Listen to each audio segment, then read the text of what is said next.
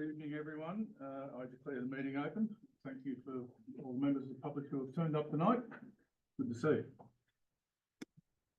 Recordings of council meetings or parts thereof cannot be copied, recorded, reproduced or reused or transmitted without the prior written consent of the General Manager. The meeting is being recorded and will be made publicly available on council's website, and persons attending the meeting should refrain from making any defamatory comments. I acknowledge that council acknowledges that this meeting is being held on the traditional land of the Wiradjuri, Gundungurra and Darug people, and respects the history and culture of our elders, both past and present. Now, the Catholic priest has come up with a late apology for the prayer, and Councillor McKechnie has agreed to do one. Thank you, Jen. Welcome, everybody. Just like to ask the Lord to give us guidance to make informed and responsible decisions on things that come before not only tonight's meeting, but any council business. But I'd particularly like everybody just to spare a couple of minutes at some time in the next few days to think or maybe say a prayer about the friends and people, relatives of victims of things that have happened in Sydney in the recent couple of days. We just don't know how well we are, how well off we are to live in the community that we do live in. So just if we could be a little bit thoughtful and maybe say a little prayer somewhere along the line for them. I don't know whether to do any good or not, but it won't hurt. Amen. Thank you, Council. Now we have one request for a leave of absence for Councillor McKibben. I've moved and seconded, please. Councillor Hayden, Councillor Graham. All those in favour? Passed. Declarations of interest. Are there any declarations of conflict of interest? No. Okay. There are no presentations this evening. Questions from the public. The public gallery is open to members of the community, and the community is given the opportunity to ask questions at the commencement of the council meeting. And I am to ask 4 questions from the gallery prior to the commencement of the ordinary meeting. Members of the public wishing to address council are permitted to do so, provided the following guidelines are adhered to. The person asking the question at the council meeting must clearly state their name and in what capacity they are acting. The person asking the question is acting as another person's organisation, acting for another person or organisation. They must advise council if they have their prior consent for that. Questions from the public is not an opportunity for debate with elected representatives or staff. It's an opportunity for the community to ask a question in relation to an issue or put a point of view relating to an issue that may be causing interest or concern. Due to time constraints, a time frame of 3 minutes per speaker is allocated, and the total question time in accordance with our code of meeting practice is for 30 minutes. If it cannot be answered, a question will be taken on notice and a response given within a reasonable period. This is the only opportunity for a community member to address the council during the ordinary meeting. Now, Mr. Mayor, I would like to ask if council would change the standing order tonight. You can tell by the community that's here, there are some very real concerns about our loss of the laundromat. okay. The issue I want to make sure is that we get a range of questions and not the same question repeated several times. So I was going to start with those who are here for the laundromat, or in fact water, and who would like to ask the first question? I'll get one from yes, I know it's there. Just remind me of the time. Yeah.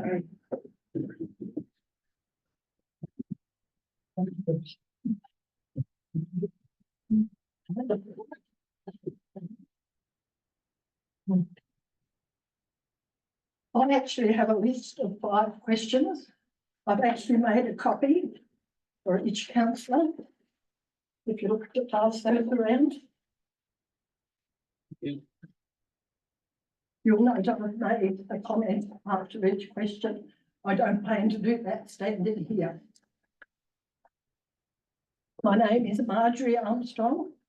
I have no affiliations with any particular group.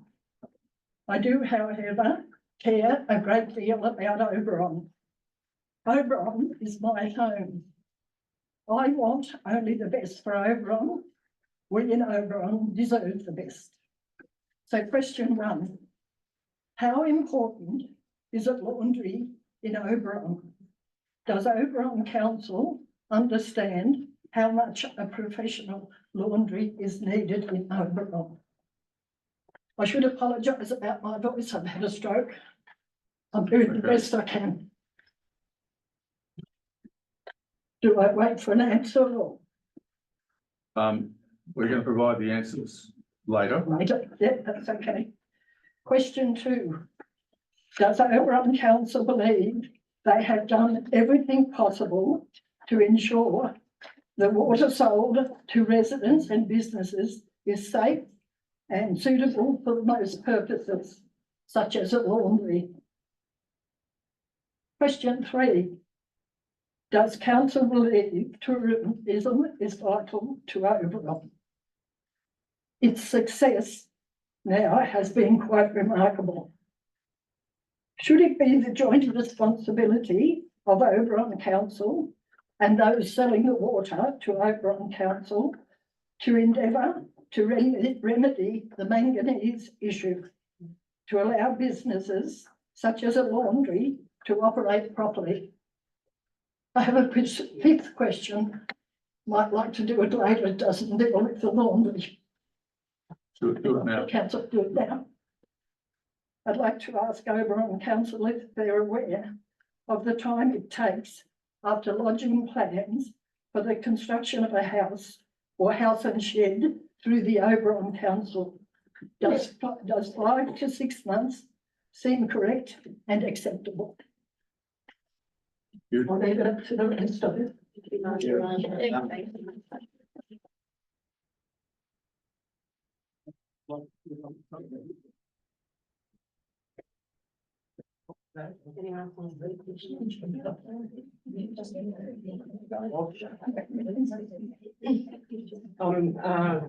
Was the owner operator of the laundry.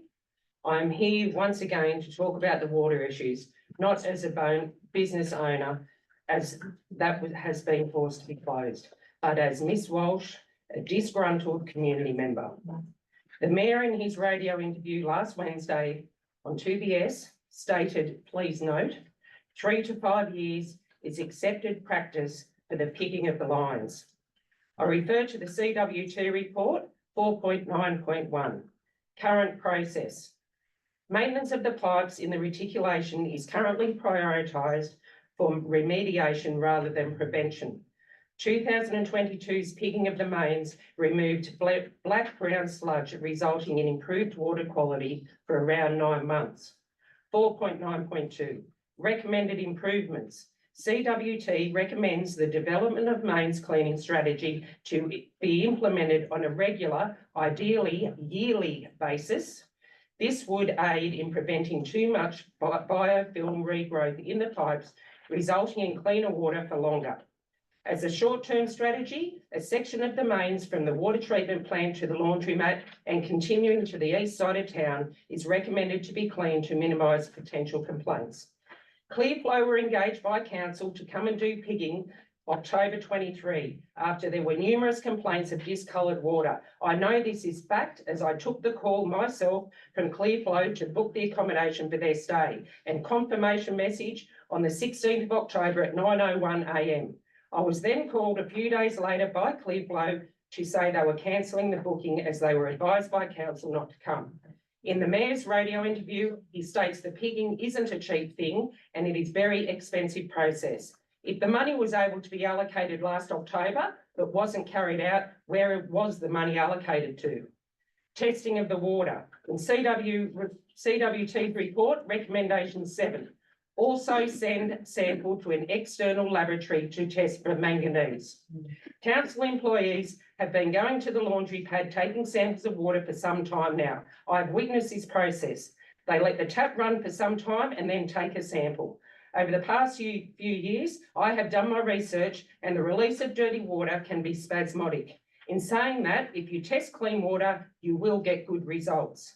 In the CWT report, it states that council water testing has come back 95% of the time within Australian drinking water guidelines. I have sent off 5 samples to date to Sonic Food and Water Testing, and all 5 with one or all of the things tested for on each sample, that is 100%, have come back as not within Australian drinking water guidelines.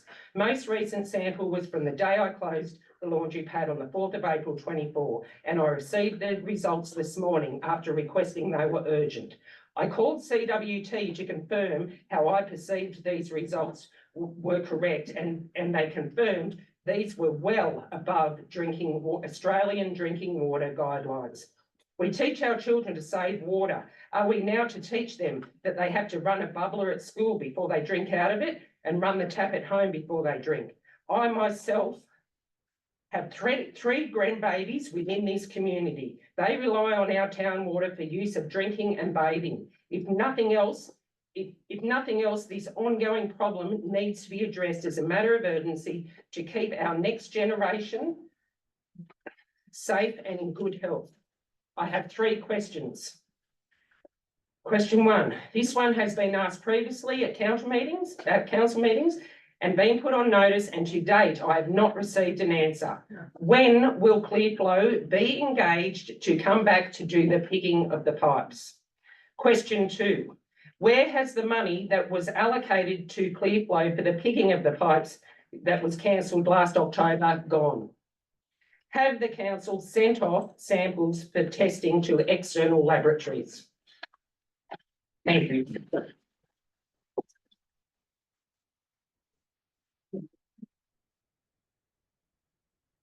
Else? Good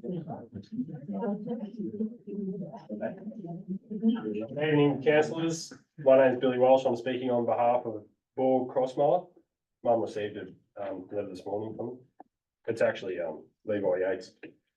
I'm writing this letter to express my concerns about the local laundromat that is closing down and the detrimental effects this will have on the local community. Small business often has a strong supply chain relationships with their clients. These business-to-business relationships help build and strengthen local suppliers to contribute to local economy health by keeping more business spending in the local community. To revise is also true when the capacity to supply business activity within the region is reduced and the range of suppliers narrows. There is a decline in diversity of business types and the regional economy. The economic self-resilience and resilience of the community is also reduced. By closing down the laundromat is a huge concern for Borg/Crossmiller. With our accommodation facilities, we spend about $10,000 per year at the laundromat. And this is in our off season. During construction of the particle board plant at Borg, the spending was around $30,000 for the year. This was money we spent locally. Now you are forcing us to spend the money elsewhere. Further to that, we don't have accommodation available. We make use of the locals like the Highland Motor Inn, Big Trout and Titania, and I can imagine that they're going to be in a similar situation as we are now. We are exploring the option of moving our whole fleet team uniforms over to be washed by local laundromat. The current amount we spend in uniforms comes in at just over $95,000 per year.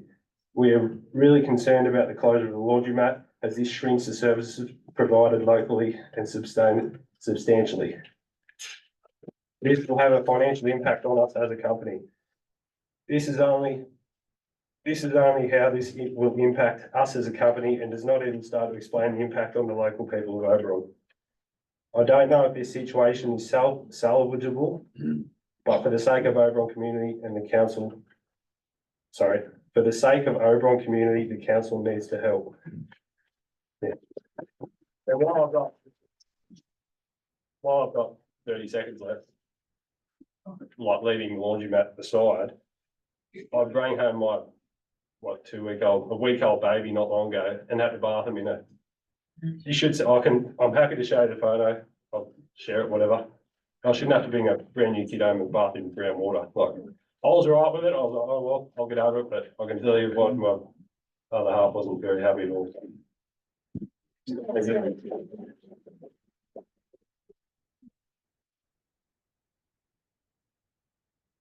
Hi, I'm Maureen Evans Austin. I'm the sister of Sharon Whittaker and my niece Hayley Whittaker from Pick of the Bunch. They've asked me to read this statement. Is that okay? Okay. We have been business owners for 20 years in Oberon. Pick of the Bunch was a florist for the first 10 years and for the past 10 years has been a successful cafe coffee shop. Approximately 6 years ago, we purchased a new coffee machine. After a while, we noticed we are having to get it serviced on a monthly basis, and our service company noted that the filters were having to replace more regular than recommended time due to the quality of the water being supplied to the machine. He suggested we install a secondary filter, which we did. By installing the secondary filter, reduce the service time to 3 monthly, but increase the cost due to dual filtration. Towards the end of last year, not exactly sure of the date, on a busy Sunday morning, we were forced to close our doors for a few hours as our coffee machine filters clogged up so bad that the machine would not produce a quality coffee that we are best known for. We managed to get the machine going later and that day and arranged an urgent call on Monday morning for our service company to replace the filters once again. As a small family business, the extra unnecessary costs involved to supply our community and tourists alike with quality coffee takes its toll financially over time. We pride ourselves on keeping our business affordable for the everyday person and would hate to have to increase our prices due to having extra running costs imposed on us out of our control. I thank you for your time.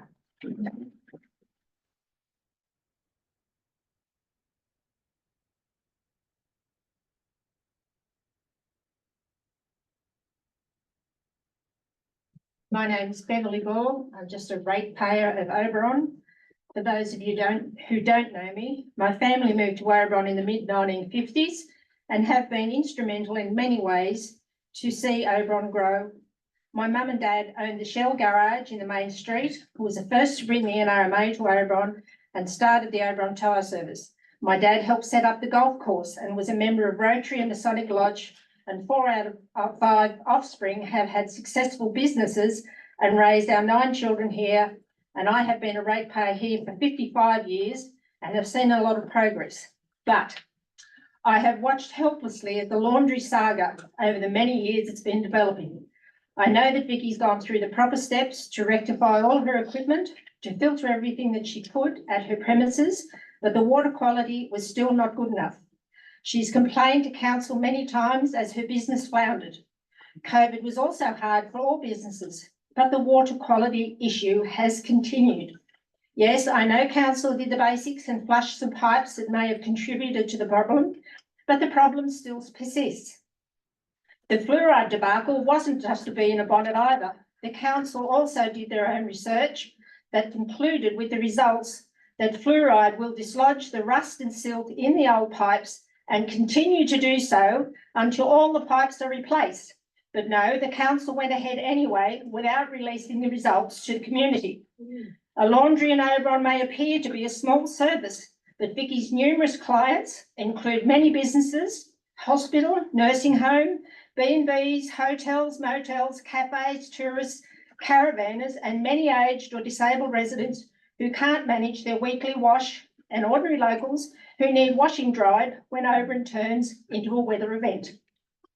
How would you react if you paid top dollar to stay in one of our lovely B&Bs, only to pull back the bed covers to discover dingy stained sheets or dark brown streaks on the linen? Not a good look, and it doesn't wash out. They have to be replaced at Vicky's expense.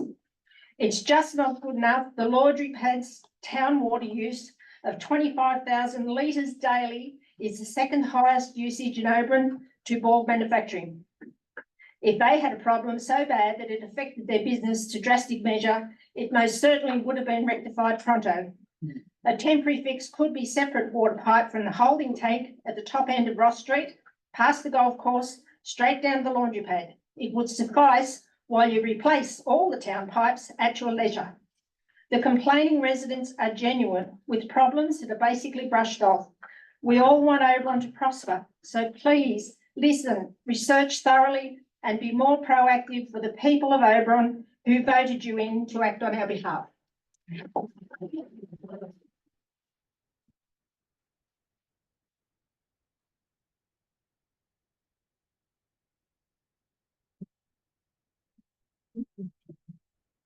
My name's Nikki Holbrook. I'm a ratepayer.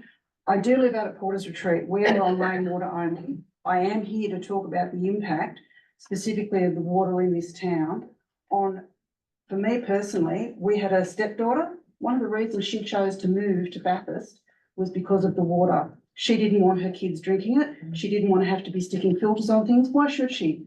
I don't see why she should have to do that. But she's moved. For me, I look after 2 small accommodation facilities. I spent today, all day, down in Bathurst doing the laundry. I cannot leave it at a laundry service and then come back a couple of days later. Porters Retreat, it's a 3-hour round trip for me. I don't want to be doing that 3-hour round trip, going down, spending money in Bathurst. Why should I do that when I could have done it at a good laundry, a perfectly good business through no fault of its own, has now shut the door, and I'm just one person. I'm sure there are plenty of other accommodation suppliers who are in the same way.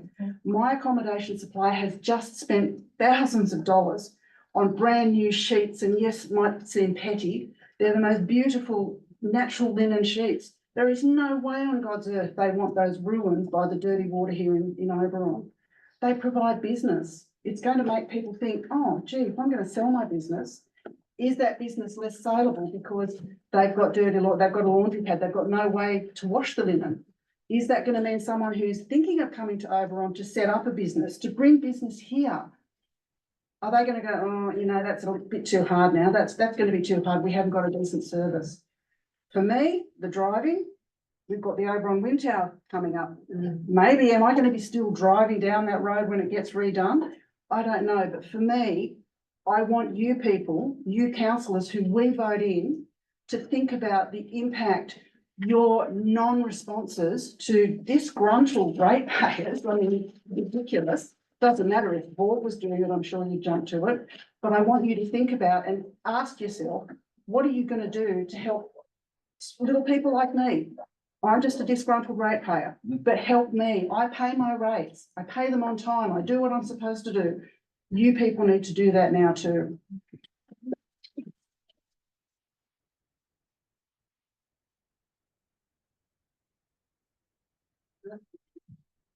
Councillor Helen Hayden. Sorry, I've been sent a letter by Mr.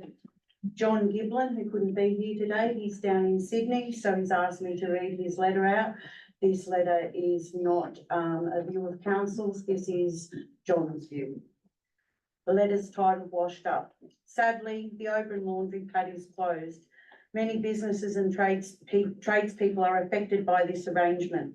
The quality of the Oberon town water supply appears to be less than clear from time to time and may be of concern to Oberon's community, visitors and the community public health. Several complaints have been made to Oberon Council about the colour of the town water supply.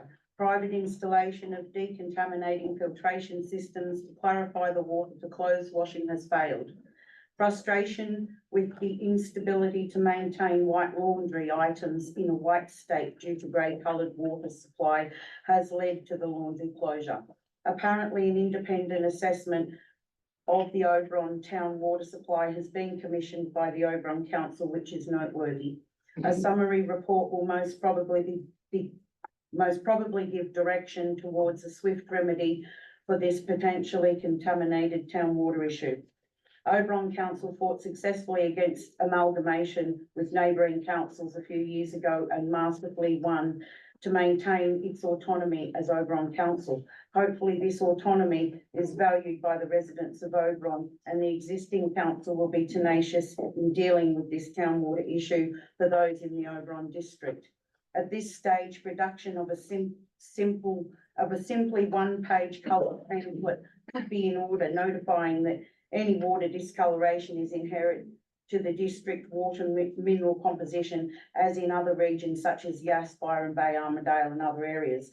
This Oberon water issue should be addressed forthwith to avoid earning a name for having a dirty water supply problem. The ramifications could affect general health, real estate values, schooling, business activity, tourism, job opportunities, public sentiments in town and more. Oberon councillors are volunteers and elected community members who would be doing their best to achieve a good outcome. As a community, we should support a rapid response for this Oberon water supply issue, remembering that Oberon is a prosperous, well-knit community, and we should value and maintain that quality by working together with council for a long-term positive outcome with this town water issue. My thoughts are with proprietor and loyal staff of the laundry pad for the closure of this valued business due to frustration with non-available, clear and stable town water supply for laundry services. I join all concerned in achieving a good outcome with this water issue. John Giblin.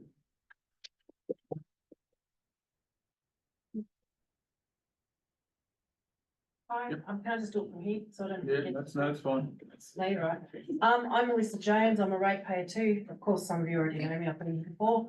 We did talk about the pipe problem when you want to put in the fluoride, that was also an issue, I don't know if people knew about that, but I'm here because I'm also concerned for two things, I'm here for two things. For one, I think what's happened to Vicky is terrible. And the water is, you know, how much manganese is in the water, I have concerns about that. My children have been drinking out of black cups. I've thrown them out, but I have great concerns about that. You know, it can give kidney problems, it can give neurotoxicity problems to the brain. There's so many things. So it's not just bathing a baby in brown water and the water's a bit dirty. So, you know, I wouldn't be putting my baby in it. Second of all, I also have concerns about the wind turbines. Many reasons, trucks coming up on the road. I don't think our roads are even equipped for it. Also the wildlife it's going to affect and the damage it's going to do. And also the fact that they have all these blades when they've got to keep changing them that aren't really environmentally friendly. So I have all these issues that I want these questions answered. I want to know if my kids should be drinking that water. I mean, I don't believe so, but I want to know, I would like to see what you've got, Vicky, as well, you know, what the independent testing. And that's all I have to say. Thanks.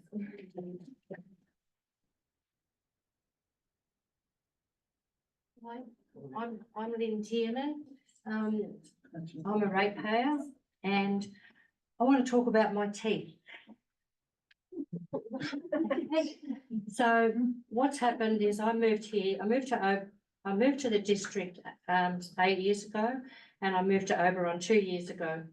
And I go back to the Central Coast to see my dentist every 12 months. And when I went back recently, he said, "What the hell have you been doing with your teeth?" And I said, "Well, same as I always do, brush them twice a day and try not to eat too much sugar and, you know, just try and get good oral health." And he said, "Well, something's going on because I've never seen so many cavities in your teeth.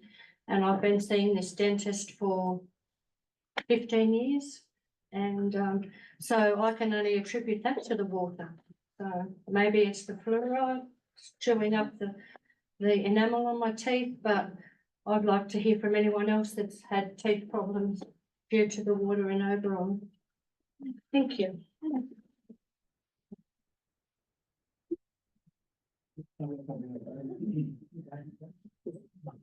Chris O'Neill's my name. A few of you guys might know me. I've got a small farm out of town there, and I'm also do some subdivision work in town in the Springfield Street there. It concerns me a bit to hear the fact that the lady's daughter moved to potentially moved to Bathurst because of the water issue. Now I've invested a lot of money in that subdivision, and it has its ups and downs, and that's all part of it. But I'd hate to think the people aren't moving to Oberon or moving away from Oberon for the water issue. So it's a pretty big concern, obviously, for all the local businesses, but also me investing all that money, taking the punt, and to hear that people might be moving away or not coming here, that's a major concern. I'm happy to keep investing in the town, but you know, when I hear that worries me. Also, I'm a superintendent for Sydney Water. and we've been doing some upgrades to the water filtration plant at Katoomba, the Cascades treatment plant. They did some work, when the drought was on back a few years ago to upgrade the plant. And because some of their water comes from the Fish River water supply, which is from Oberon, and it comes down to Katoomba. They treat the water down there, and it doesn't tend to be this issue down throughout the Blue Mountains where all that water goes. So, you know, picking of the pipes, that's one of the ways to potentially clear the pipes, of course, but, I think we need to nip it in the bud and look at what's happening at the water filtration plant. Potentially, well, a question I suppose is when was the last upgrade done and the filters and all the rest of it cleaned down there? And secondly, if there is such an issue and everyone knows about it, council are aware of it, all the residents are aware of it, when's the next upgrade gonna be done down at the water filtration plant? You know, Sydney Water spent a lot of money throughout Sydney, of course, and they've spent a lot of money at Cascades there, and it doesn't seem to be an issue in throughout the Blue Mountains where that water goes. So I think we need to look at the water filtration plant as a starting point. Thank you.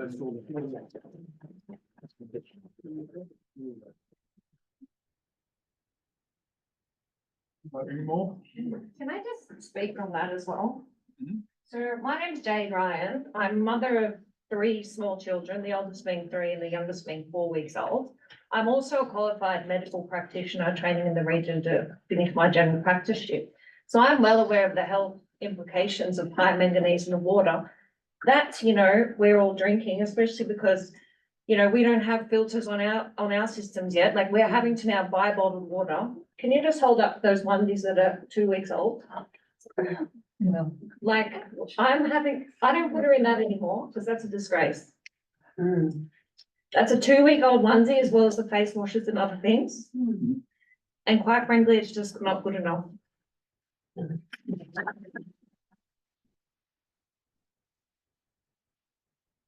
Also, like boiling water to put in formula, the boiling doesn't get rid of manganese, it increases it.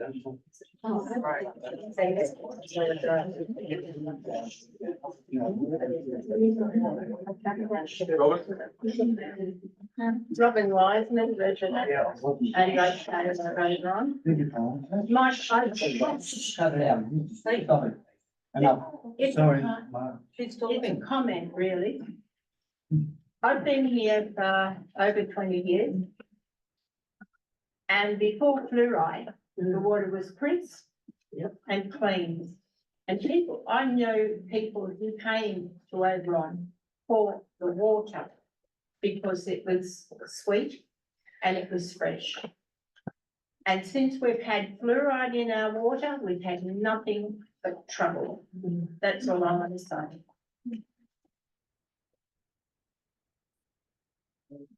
My name's Donald Kirk. I manage the Genolan Holiday Park. We need Vicky. She's our laundry lady. Through the busy seasons, we can take 300 pieces of linen a day. I can't go to Bathurst and ask a company that wants a week order on how much we need, when we can talk to Vicky each day and tell her exactly what we need. We're going to have stuff piled up everywhere. Bags of dirty linen left there for 4 or 5 days before they'll come and pick them up. So, yeah, we need Vicky, so, for the tourism. And also, I have 4 children, 5, 6, 8, and lately 18 month and 4-year-old. Now, the 2 elder never had skin irritation problems. And then now my 2 young ones. My first one, we got here when she was 6 months, she was clear. Now she scratches crazily. We don't sleep all night because she wakes up through the night, scratching like I've never heard a person scratch before. We buy cream at $50 a bottle that seems to ease her and put the moisture back in her skin. And now my son, he's been doing it pretty much since he was born. You know, our 4-year-old has a peanut allergy, but our 18-month doesn't have a peanut allergy. but he's starting to get that way where things are irritating him, so, maybe, Vicky's test can help us with a skin specialist we have on the Blue Mountain to see what is actually doing that too, so. And this gentleman here, excuse me, no, I didn't mean to push you around. So I apologise, but I'm sorry, and thank you, everyone. Thank you.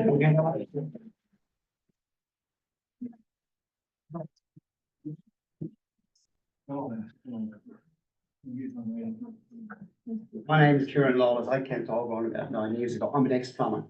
I was a plumber for 25 years. Came to Oberon 9 years ago for the new life in the country. And I was astounded by the water 9 years ago. It was terrible. Opposite the smell. So I could not no longer put up with it. As I said, an ex-plumber. So I took matters into my own hand and put in a water tank. I don't use the council water anymore. I don't trust it. We ran it a few times with the bath. It was brown. The rainwater comes in, it's clear.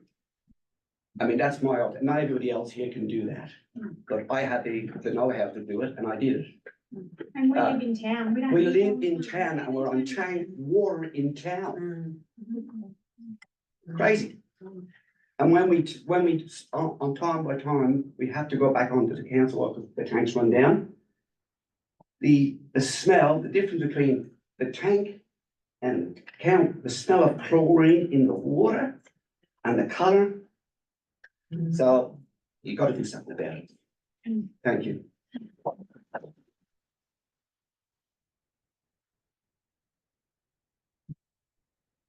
Anyone else on water?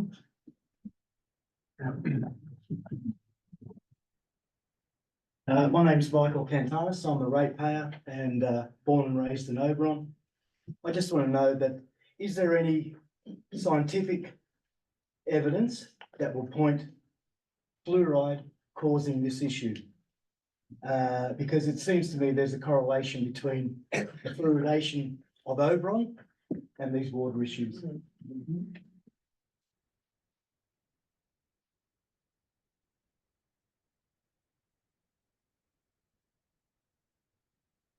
Anyone else with water? Right. The general manager's hopefully got all your questions down. Some of those we'll answer them in bulk. Perhaps at a time between now and next council meeting. We can get people together and answer all those questions in bulk. We can't do that right now because there's a lot of research has to be done. To inform you a little bit about the reticulation system, we have a ongoing program of replacing the reticulation pipes. And I think it's 1.something kilometres a year. Could you speak up, please? Sorry, Could you speak up? Thank you. You speak up, please. thank you, Brenda. We have a program of replacing our reticulation pipes on a yearly basis. It's impossible to do the whole system at once, so we do it bit by bit. And that replaces the pipes over a number of decades. In 2022, we had a large pigging process went on, where every single pipeline, including the one from the dam, was pigged.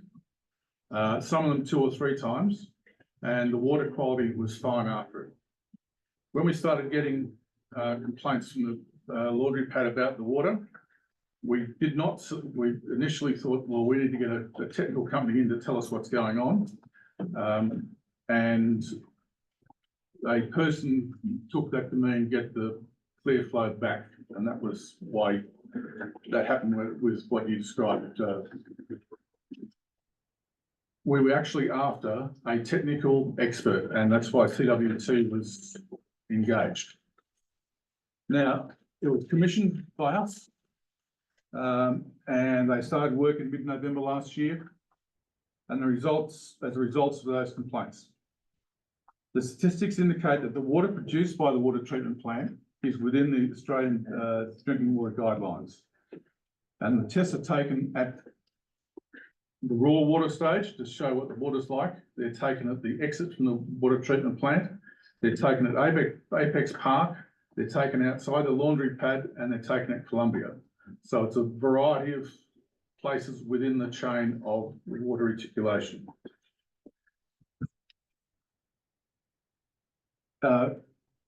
Mrs. Walsh was quite clear, and I agree. I said that it was 95th percentile is the quality of the water, and that's what statistics tell us. I will note that the 100% is not achievable. And that's because you only need one glitch, and they happen all the time in every water reticulation system. And that's why when you're looking at these things, if you're 95 percentile, you're actually doing a pretty damn good job. Hang on, I'll go. The staff undertaken. Vicky sampled 100% out. Oh, that's just bizarre. Well, let me finish. Their lies and statistics. You need to look at it. Well, let me finish. The staff undertaking the testing are all accredited to do so. And they take them in those positions, but they are also required to send the testing, the separate testing, to the NATA accredited lab in Sydney. So they are both tested here and independently tested. There are a number of recommendations being made to ensure the ongoing effectiveness of the treatment plant and the reticulation system. And these will be implemented through our budgetary process. We cannot do the whole system in one go. It just doesn't work like that.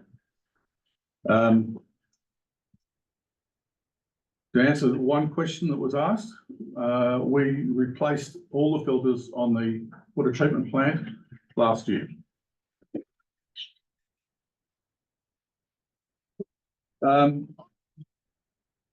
Council asked for some clarification about one of the recommendations which we were given. And the CWT said the 3 to 5 year pigging program and regular flushings has been implemented, and that is considered common practice. And we also intend to do a selective pigging across at least half the half of the town as part of that process before we do the 3 to 5 year exercise. What I have as evidence at the moment of the water going into the pipes, going through the pipes, is pretty good. So we've got to figure out what's going on in a whole lot of other places. Now that's tricky. It'll take a lot of work, but we will come back and answer your questions, and we'll speak to you hopefully before the next council meeting about what the answers to your questions are. So in the interim, coming out, reduction in the price of the water then? No. It's so bad. Paying a lot of money for crappy water. I'm not. No, I'm not, but general people are. Okay. Is the water $3? No questions. You're good. Now, are there any? We've had a pretty good go at the water. Now, does Oberon Against Wind Towers want to ask questions?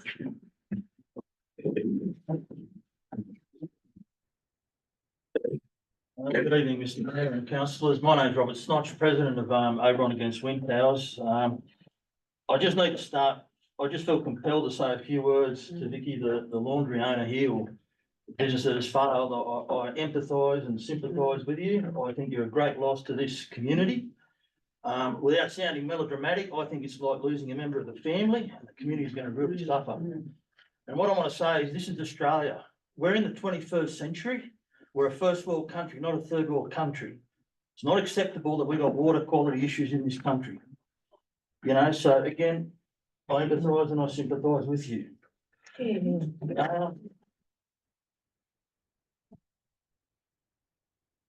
At the December meeting, the council referred the possible heritage listing of the avenue of trees at O'Connell to the Heritage Committee for advice. What is the status of this referral? Has the Heritage Committee prepared advice? And if so, has it been passed back to council? And if not, what is the timeline? You manage that? through the chair, the Heritage Committee met in February and endorsed the recommendations. So council will be looking to move on that listing as soon as we possibly can, to the point where we've already started that process. And can you give us a timeline as to, from today, how long it'll take to get it heritage listed? Is there a range of time that you can offer? I would love to, but I'm working with a department that probably doesn't have the same timelines as we do. Being the Department of Planning who endorsed the. But given your position and experience, is it a 3, 6, 9, 12-month process? It is a significant process, yes. Sounds like more than a year. You'll be aware that council's undertaking its huge comprehensive land use strategy at this point in time. And that is part of the process that we will include. So that process is underway. Thank you.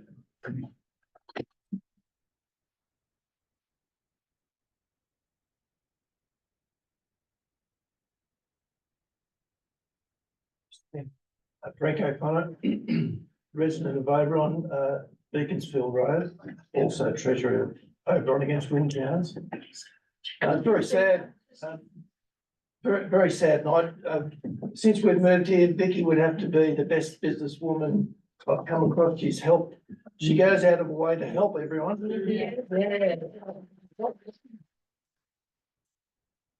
Not only that, she's got a quality, she's a giver. In life, there's givers and takers. Vicky is a giver. It's a shame that the council hasn't responded to her and given something back for such a lady who is, she touches everyone in the business community.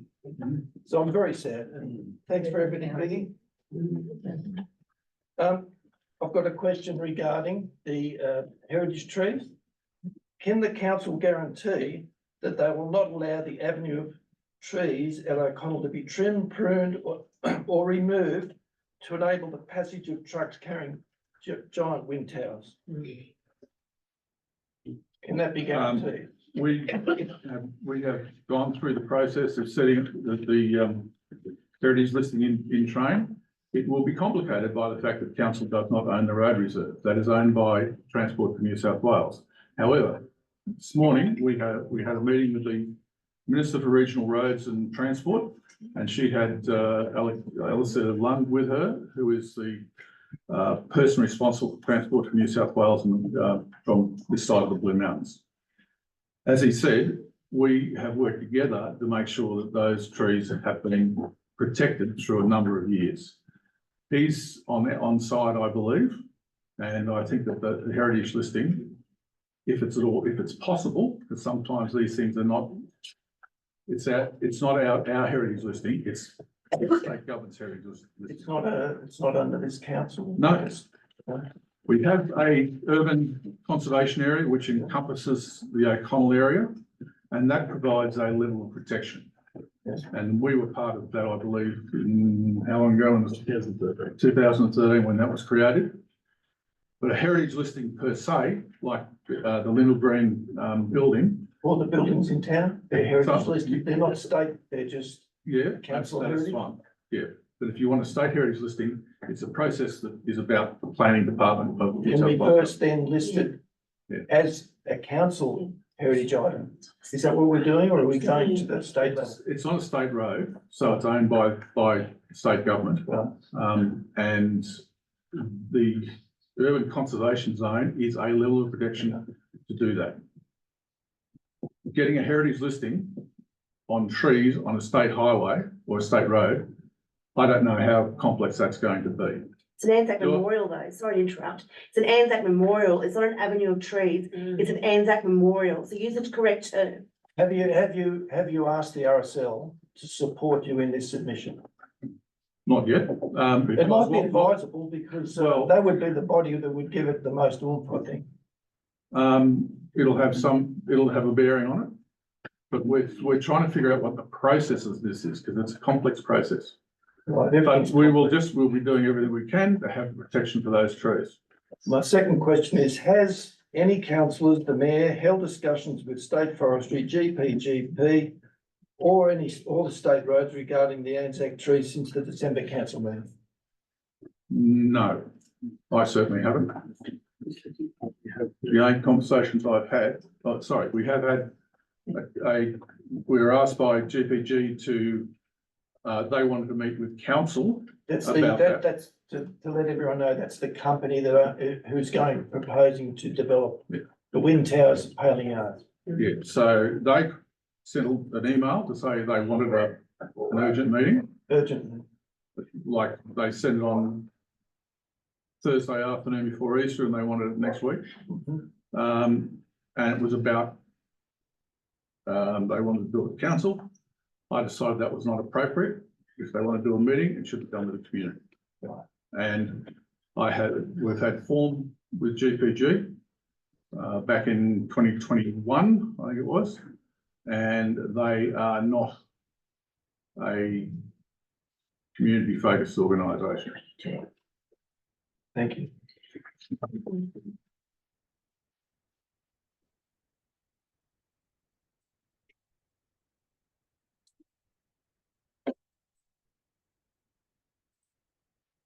All right, any other questions? Well, thank you very much. I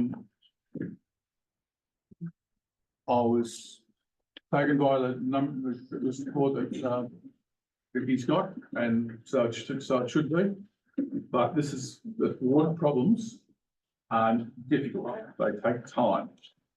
And You've had time. well, I'll tell you what. Yeah, and if it's toxic, you know, how long should we drink it for? I want those answers, you know? We've been drinking it for years and it's leaving brown stains you cannot even get out with anything. What's it do to the inside of your tummy if it's doing that to clothing? On town water, Hardly any of them. We had that with the fluoride. They were all rated with fluoride in, half of them were on tank. So that'll answer that for you. Can I just ask one more question? How many councillors and The mayor's staff on actually live in Oberon and use town water? We'll provide that. Well, Mark Callum, the mayor does it. I don't, but I used to. Mark Callum has tank water, Vicky. He's not drinking what we're drinking. Yeah, maybe just let it go. Any other, is there any? Yeah, when you come in here, but not constantly. Vicky, We're bring constantly your drinking water it. in here and watch them all drink. All Yeah, right, excuse me, this was meant to be questions and the. You're all grants. welcome to come and drink the brown water at my house anytime you like. So, thank you for your Very questions and we'll get back to you with the answers.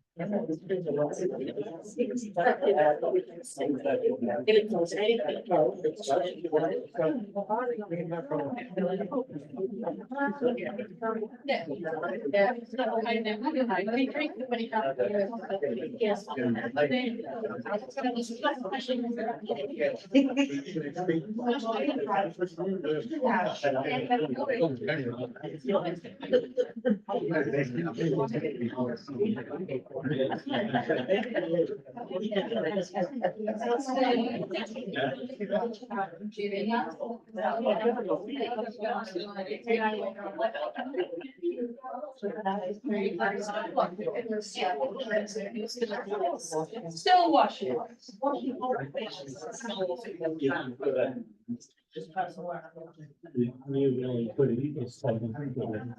The money is satisfied.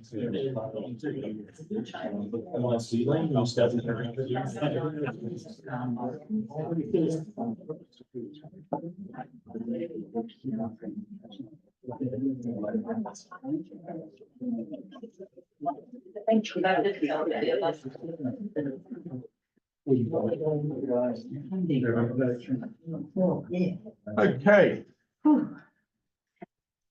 Item 8.1, confirmation of minutes. For the ordinary meeting of the 19th of March 2024. Recommendations that the ordinary meeting be held on the 19th of March 24 be confirmed. Mover and seconder. Councillor Tremblay. Councillor Hayden. Councillor Tremblay. Nothing to say. Anyone else?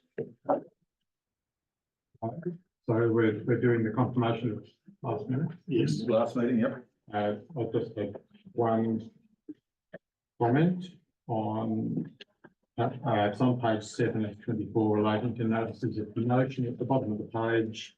On the voting, it shows my voting in favour and over council, and I can't be against, but I voted against that.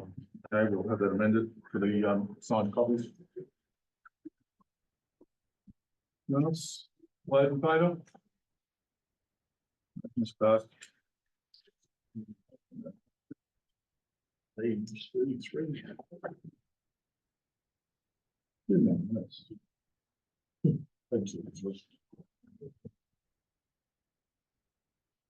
All right, the mayoral minute, item 9.1. The recommendation is the report for item 9.1 as received information. I will not move this, so I'll get someone else to do it because I was not present for most of the night. Councillor Hayden and Councillor Tucker. Councillor Hayden. Yes, I'm happy to move the mayoral minute. I was just wondering, Mr. Mayor, if you were the receiver of the 13th of March correspondence on the Commonwealth Bank? Or was that the acting mayor at the time? It's probably the acting mayor. While I was away, and God blessing, Sharon was sort of taking all my email and directing it to people, so. So there's not really anything there through that March, is there, that you may have known except for the DPG?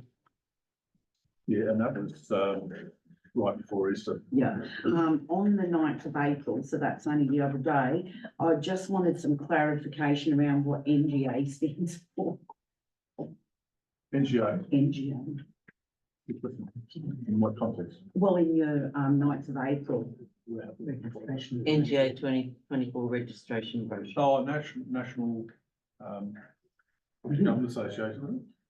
Something like that. Okay. Yeah, no, I just hadn't seen it pop up before and I just didn't know what it was. No, that's all I wanted to ask. Okay. Thank you. And just for clarification, Mr. Mayor, if I could. Just for council's clarification, I've been asked that on the 4th of April, all councils received correspondence from Mr. Sid Sovak about the TI levy.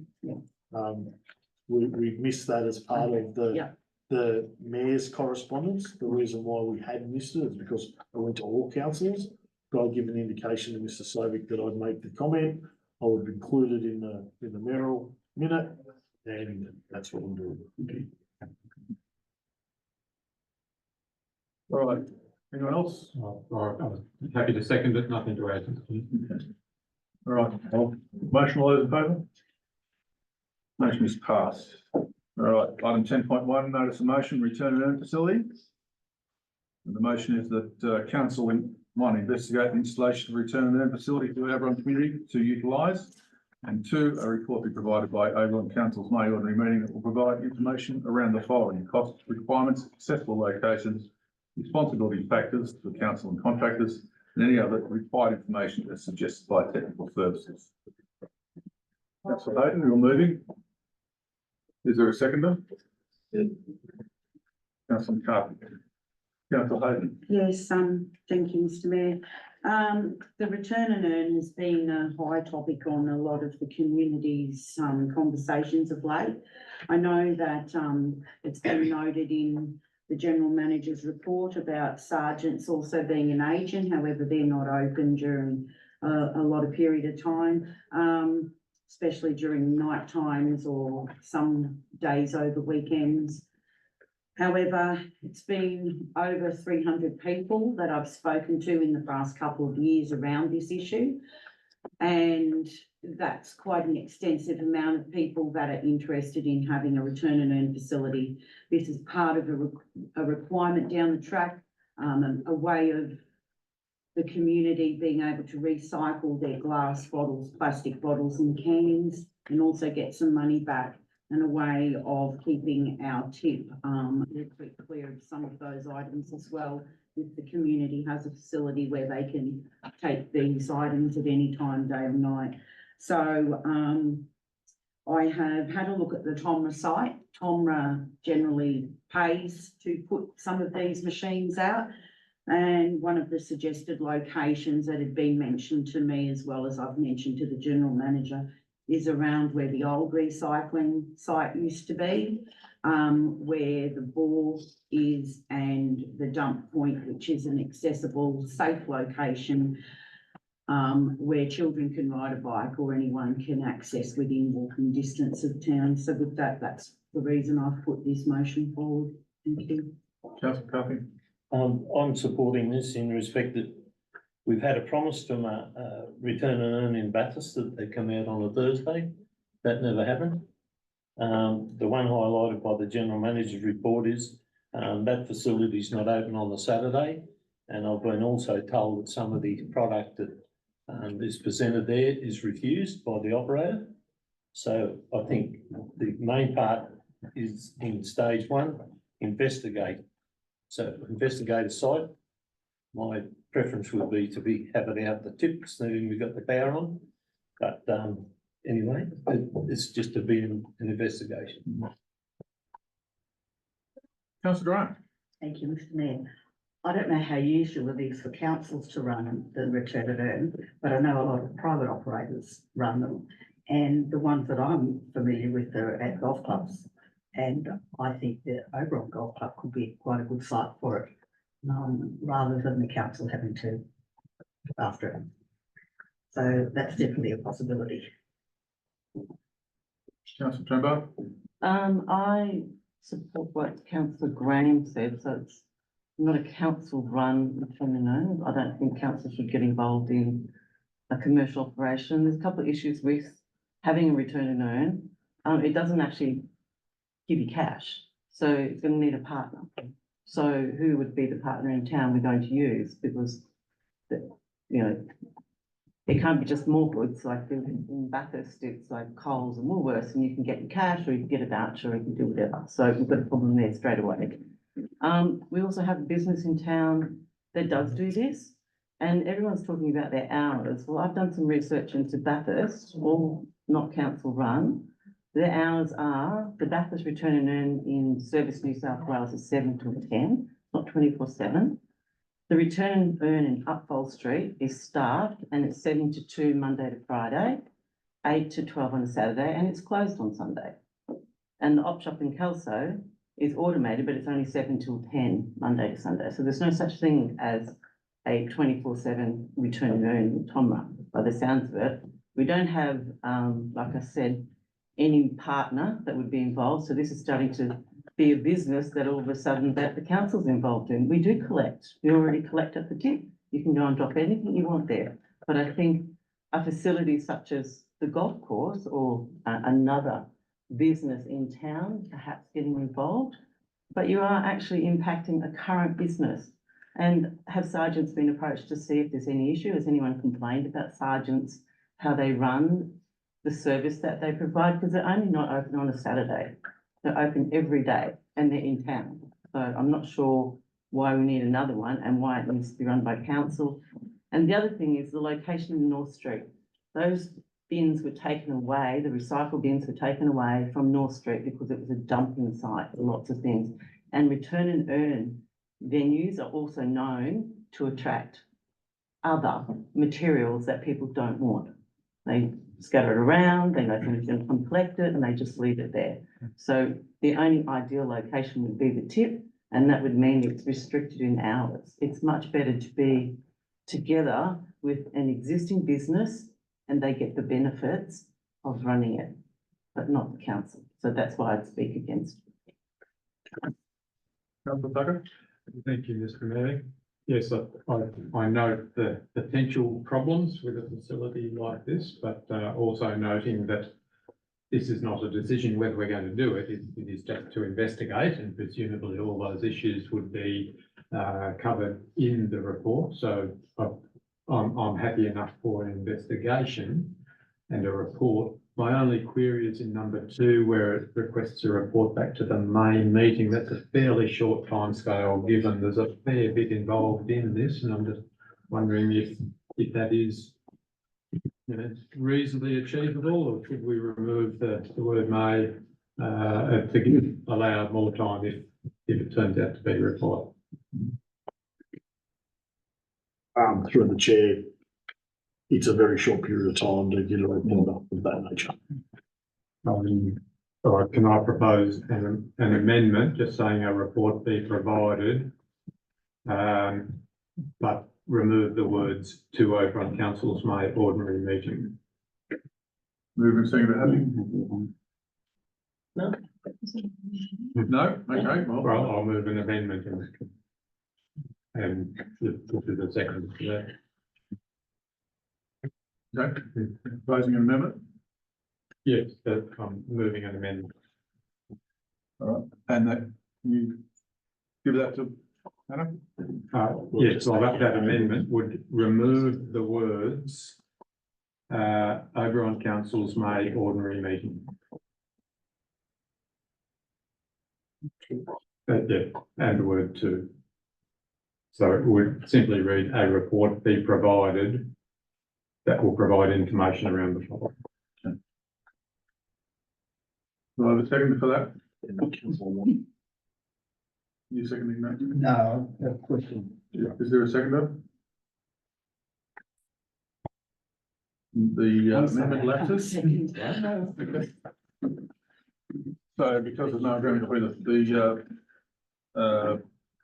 proposer and the seconder, the language of the first line of paragraph 2 remains. Now, would anyone else like to speak for or against this? Through you, Mr. Meehan, for a question for the general manager. I'm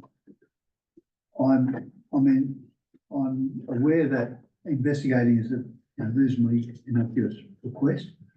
I'm also take the point that if private enterprise could do this, then I would favour that. So I suppose my question is, how much work is involved in the report? Is it a substantial amount of work, or would it be?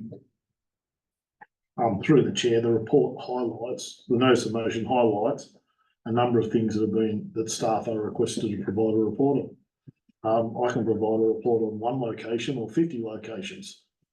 That's the issue in my original comment, to say that's difficult to do in that short period of time. I guess I would want to be not seeing a report on locations, but report on the concept. Whether this is worth, who should be involved in this. So the location to me would be a secondary thing. But I suppose my question is, we're saying investigate, but if it's a substantial amount of work and there's a reasonable argument for it being in the hands of private enterprise, then my inclination is to vote against it. But if you said, no, it'll take me 15 minutes to provide a report, then I'll support it. So through the chair, there's already been 3 locations provided by councillors now, and we're sitting around and so. Not that substantial. Councillor Kenny? Thank you. I don't disagree with the idea in principle, or the motion in principle. I have some strong reservations about council running it, and also having it on council land in North Street or any other location in the town, because it'll become a dumping ground and just another eyesore that we'll have to pay someone to clean up or pay overtime to have it cleaned up. Councillor Graham's suggestion that maybe another business might want to take it on, as well as the existing one, is a more practical solution. And I think, council shouldn't be going into a business like this in opposition to a business that's already doing it. Like, it's open 6 days a week, it's closed on Saturdays. Well, if you've got something to sell, you go to where they're going to buy it when they're open. You don't go to Ballas Motors and buy a car on Sunday because they're closed. Like, if you want a car, you go there on Friday when they're open. That's it, isn't it? Right. All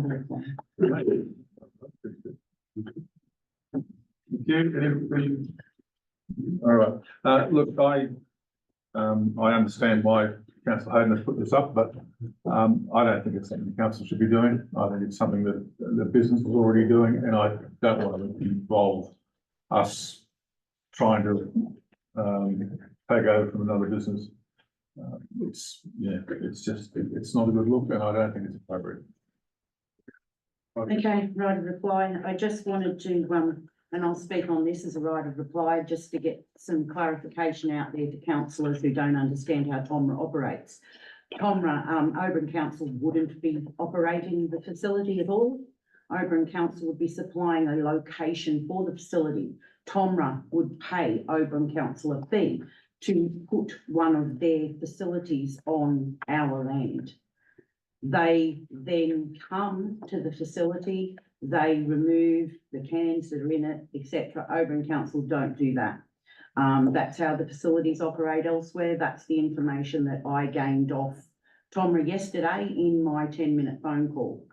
The information is on their website for anyone to look at. A couple of our residents have been having ongoing discussions with them. It's not giving a competition to a business because sergeants do not make any money whatsoever taking people's bottles there and giving them vouchers or cash. Also, TOMRA's new system actually credits your bank account. So you don't have to have a little printout that goes to any particular place like Woolworths, like some of the old ones in Bathurst did. Now, but it can go straight to your bank account. You don't get money out, you don't get a voucher out, you can actually nominate a charity where any of the money can go to, or your bank account. So it doesn't create any additional work to council other than an income that TOMRA would pay for hosting one of their return and earn machines. And the reason that I put it forward is the community's requested it, and so be it. The councillor? I'll put the motion. All those in favour? Against? Motion is lost. Item 10.2. Report then? No report, no. Item 10.2, cat curfew. The motion is that council writes the Companion Animal Task Force, the Minister for Local Government, and the Minister for Primary Industries to request advice on the possibility of implementing a cat curfew in the Oberon LGA, and request information or ministerial approval for the following sections, point 1 and 2. That all cats are to be confined to the owner's yard or home between the hours of 7 PM and 7 AM daily, and failing to adhere to the curfew will result in a penalty being issued if the animals are impounded. You're moving, seconder?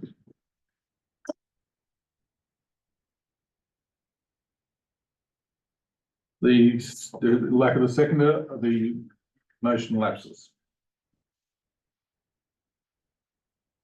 All right, councillor and delegate reports.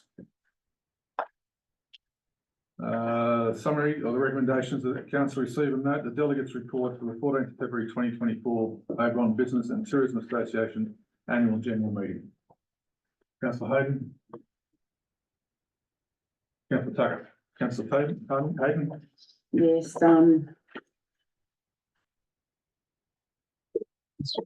double checking, yes, this is the Oberon Business and Tourism Association's, just a brief report on the AGM that was held. It speaks for itself. There's nothing further I can add to that. Nothing to add, Mr. Mayor. Anyone else? Put the motion all those in favour? Motion passed unanimously. Item 11.2, Beauregard District Community Association March meeting, and the recommendations council receive and note the delegates report for the 14th of March 2024 at Beauregard and the Beauregard District Community Association meeting. We're in a seconder. Councillor Trenbar, Councillor McKechnie. In the absence of councillor McKibben, that's his report. I'd like to move it and just note that councillor McKibben personally purchased the chemical for the termite trench, which I think is very generous of him, and if he was here, we could thank him, but that's all I'd like to say. Nothing further to add, only support councillor Trenbar's comments on councillor McKibben's generosity towards the repairs at the hall. I agree, very, very generous and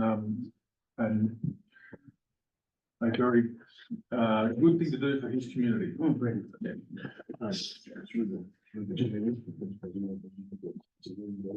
Can I have an amendment to the motion, please? It's all our community, Mr. Mayor. Sorry? It's all our All our community, community, not just his. but No, I don't like the way that, no, just because he lives out there, that it it's doesn't only. live out there. That's right. All right, that's, No, just the comments wrong. He makes a point about being the meeting he goes to. could I move an amendment to the recommendation, Mr. Mayor? No, because, no, you can, you can move, yeah, you Yes. can. was I just would thinking like, you- I have to tell you what it is first. Yeah, That council reimburse councillor McKibben for the costs of the chemical. Beg your pardon? it's already been done. Has it Sorry. been written in here? Shouldn't that be in this recommendation though? It's quite. Because we had to do that last time with councillor McCarthy's and I want to make sure that we're following protocol. Yeah, through the chair, councillor McKibben and myself have been in contact with the Beauregard folks.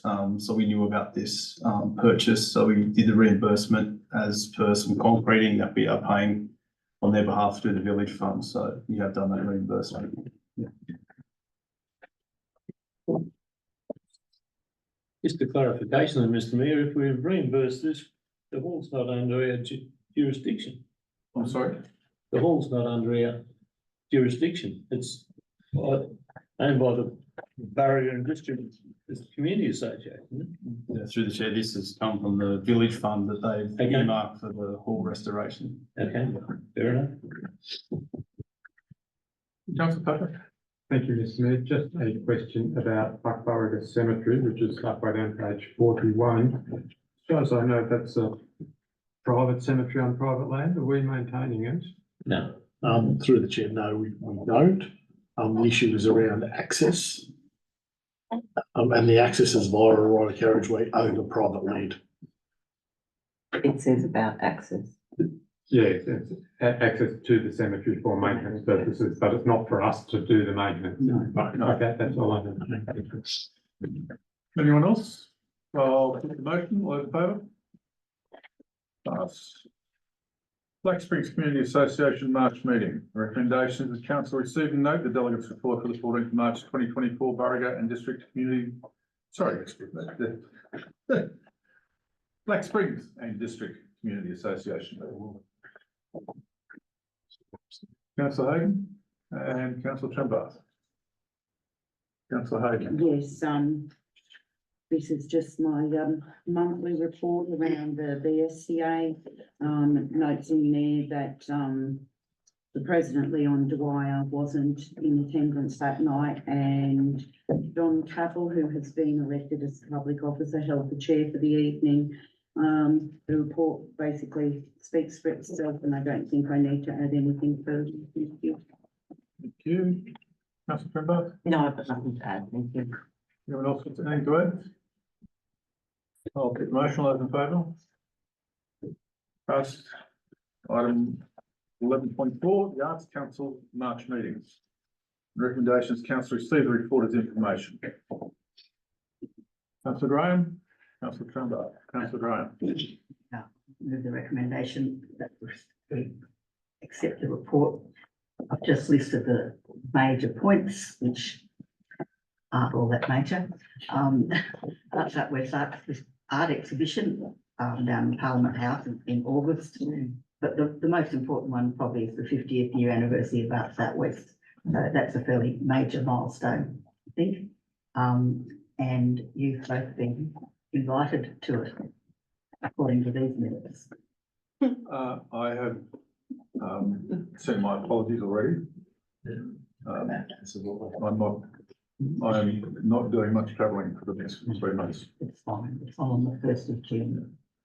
And just the arts and health program that we've talked about quite a bit in council has the funding vendor for that. And it was a very successful program that actually had started in Oberon, which was good. And you'll remember the drumming group that performed at the end of year festival. They're still learning. So next time will be even better. And that 5-week course finishes this week, I think, but there'll be more. You're all still welcome to join in. I'd just like to say that reconnecting with communities has really worked, that, you know, the drumming that you started is continuing, so it's really served the purpose that it was set up for, so. Yeah, and we've had more big people success, yeah, come into so it, yeah. that's all. Yes, I just want to commend Katie on this. I noticed with the Arts Out West 50th anniversary that there was a lot of events on covering, Parks, Forbes, Orange, Bathurst, and some of and Mudgee. But I noticed there was nothing in the Oberon electorate for that 50th anniversary. Was there any reason for that or? Everyone's a member. Yeah, I know they're a member. I just wondered whether there was an event for the specific thing, that there seems to be a large amount of events on in the other centres. That was all. Perhaps at the next meeting that they'll fix some information. All right. Thank you for that. Anyone else? All those in favour? Motion's passed. Committee reports. Item 12.1, Community Service Committee. Recommendations, council note that a quorum was not reached for the 14th of March 2024 Community Services meeting. Mover and seconder, Councillor Graham, Councillor Watt. Thank you, Mr. Mayor. Yes, I would like to move that we accept the recommendation. Unfortunately, there wasn't a quorum at the last meeting. There was discussion though, and looking towards the Community Services Expo, which I think we have mentioned before. So it's a welcome to Oberon event. So that's the planning for that's well underway, and the report will go back to the next Community Services meeting. Thank you. If I could just make, Councillor Watt. well, I guess I'm seconding that. Even though we didn't get a quorum, there was pretty useful discussion, I thought, and we made some recommendations. So it wasn't complete waste of time. Definitely not. Anyone else? Put motion on the favour. Motion's passed.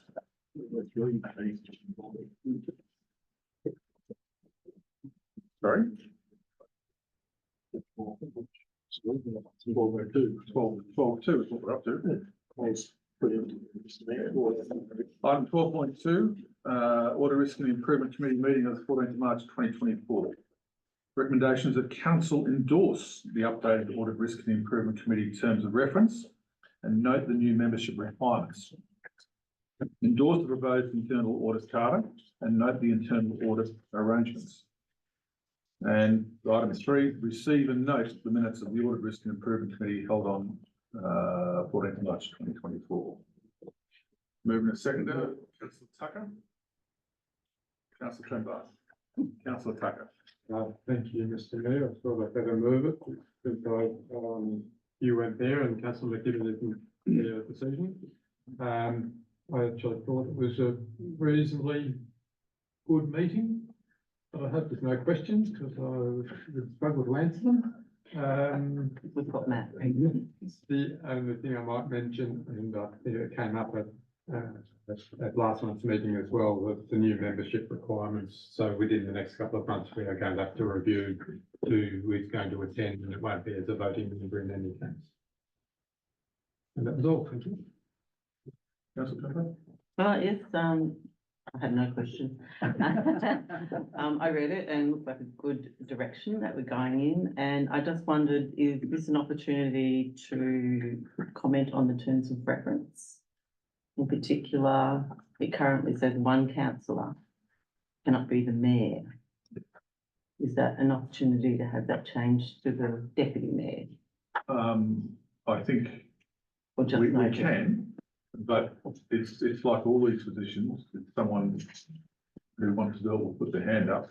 And I would hope it would be the deputy mayor, because the deputy mayor is the person. So you can't specifically say deputy mayor No. because they're the person involved Yeah. generally? And not just randomly let someone say, yes, they want to be, just a comment. Yeah, I mulled my way through that as well. It did take a fair bit of discussion on the membership arrangements at that last meeting. And yeah, the not being the mayor, that comes from the new guidelines. That makes sense, but it was a little bit loose Yeah. when it says one councillor. I don't think that And I makes think sense. that's It needs to be someone who's tied more specifically Yeah. to the process. And that will be up to us when we get to that point sometime in the next couple of months to decide who our non-voting delegate is going to be. Okay. And if we select the deputy mayor and if he accepts it, well, that's fine. Okay, that's just my own comment about it. This is a pretty big change. Mm. And state government driven initiative. I'm not sure how it's going to affect other councils and us for that matter. We're pretty lucky, the group of independent members we have are not too, well, they're very good actually. But that's, you know, we've just got to make sure that we recruit well to those positions. The state government thought there was a conflict of interest between elected officials having a vote on an ARIC, and I cannot fault their logic, because, you know, it's like the sporting ground. You know, we have nothing to do with it in terms of the negotiations, but as a governing body, we will approve it. And as a governing body, we have those powers, but not the audit and risk. It's an external process. Matt, can you give us a quick précis of what your role is in all this? Yeah, sure. Mr. Mayor, through the chair, one of the other elements of the changing nature of risk assurance and ARIC is the establishment of an internal audit function within council. So as part of that ARIC, we have developed an internal audit charter, which essentially guides how we, as an organisation, will approach internal audit. For an organisation of our size, it's generally looked to external expertise comes in to look at those internal audit components. But the charter does need to appoint the head of internal audit, and in this role, the corporate services director would oversee the internal audit, and the charter governs how that reporting in independence mechanism would work.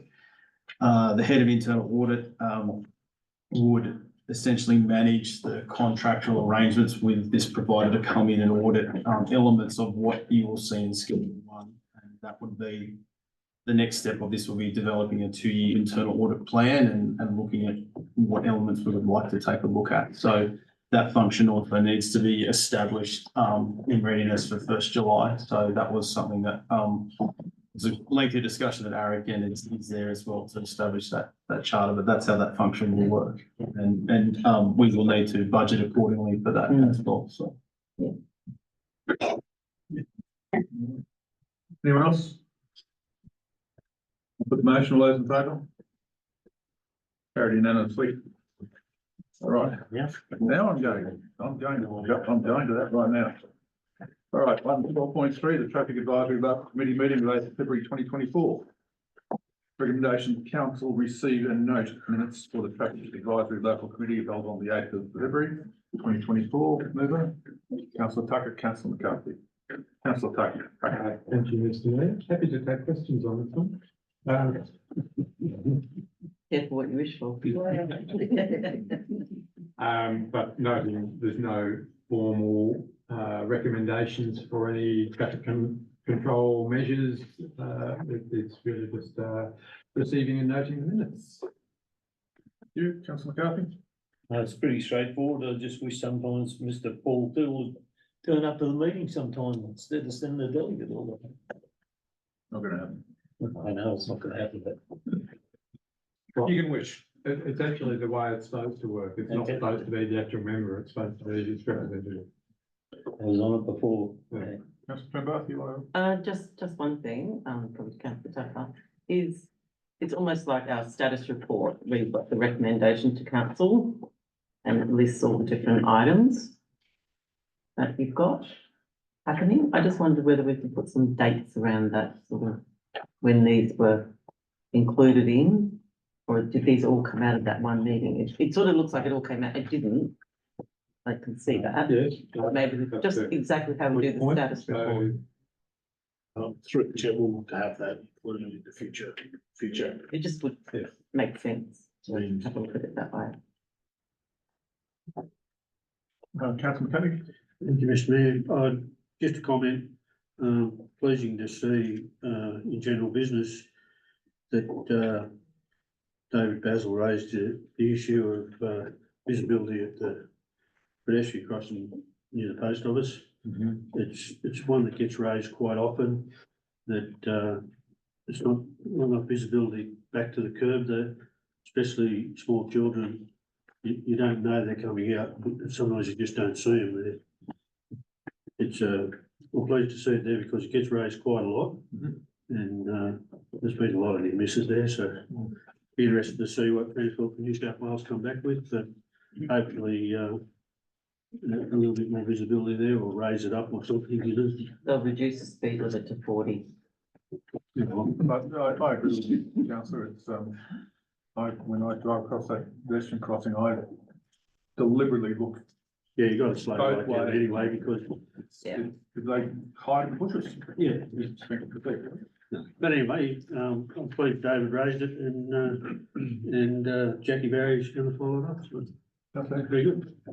Yeah, I think it was last month in councillor McKechnie's absence and in the mayor's absence, the issue, around the pedestrian crossing was brought up because I also had a near miss there. I nearly ran over a girl. And, I brought it to David's attention as soon as it occurred. I've seen so many do it too, because that shadowing, that is one of the most dangerous pedestrian crossings.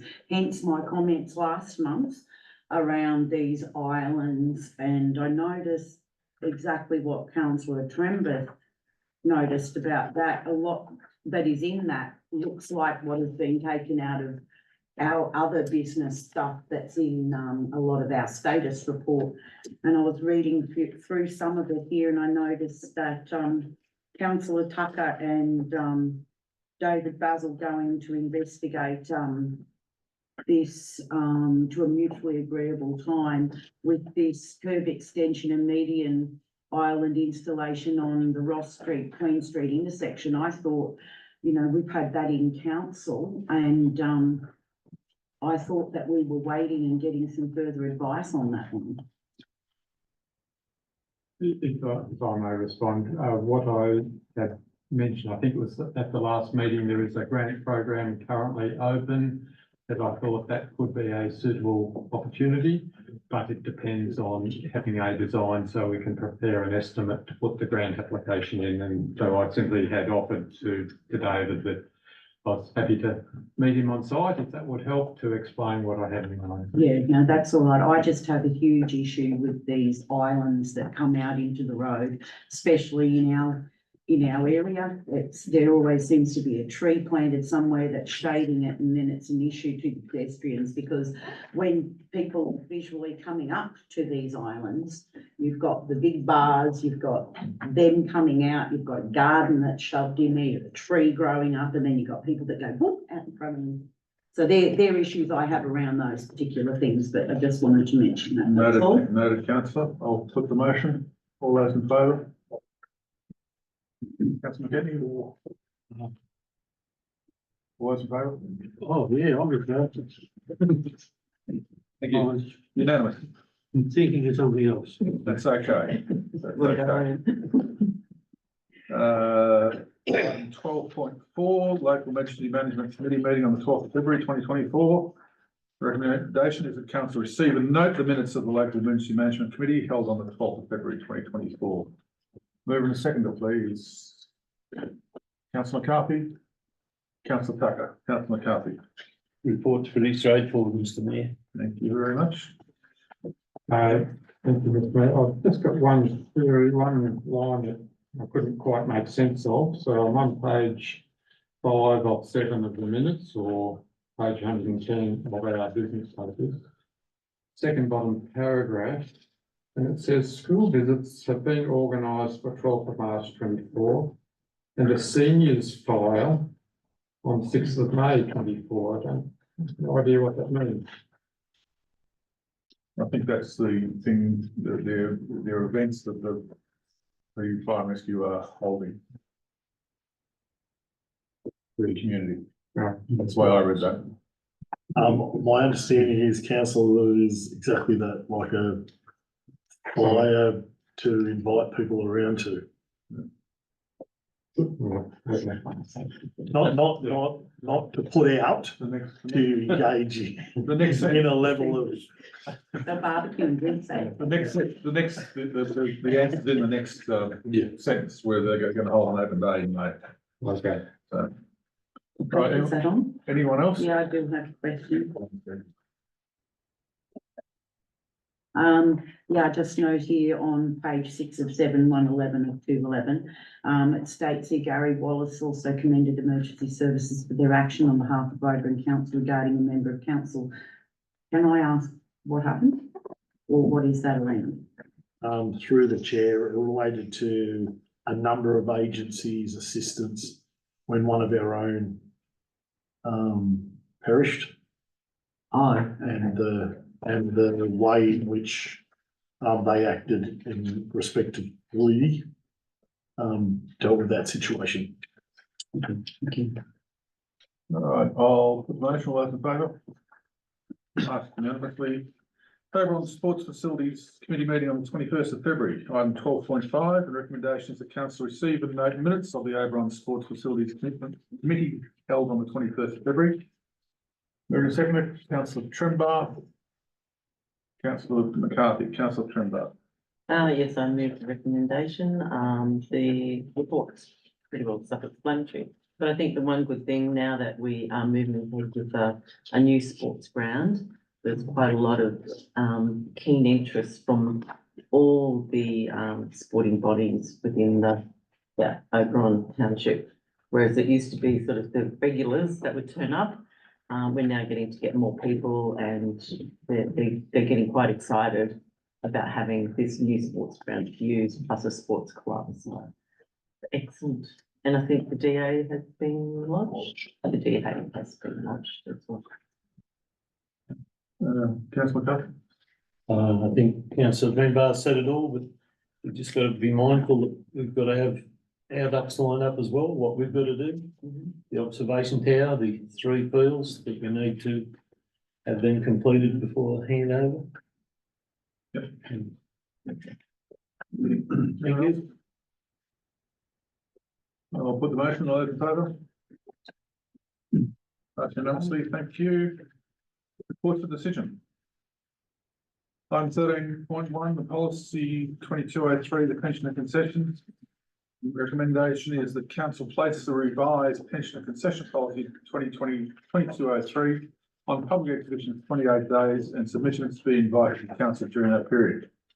If no submissions are received within the exhibition period, the policy will be adopted as presented and delegate to the general manager to make any amendments, minor amendments proposed. Moving to seconder, councillor Trembar, councillor Hayden. I can be Lauren. Councillor Trembar, sorry.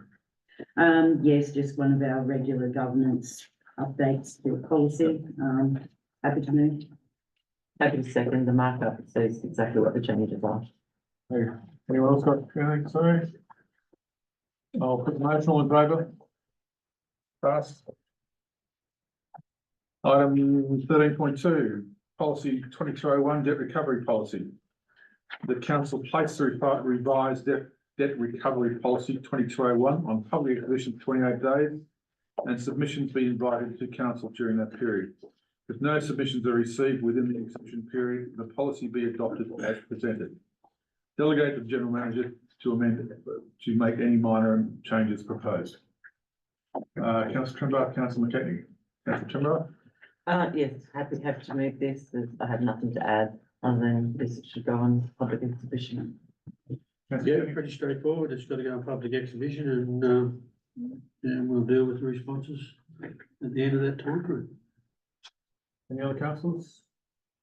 No, I'll put the motion. All those in favour? Passed unanimously.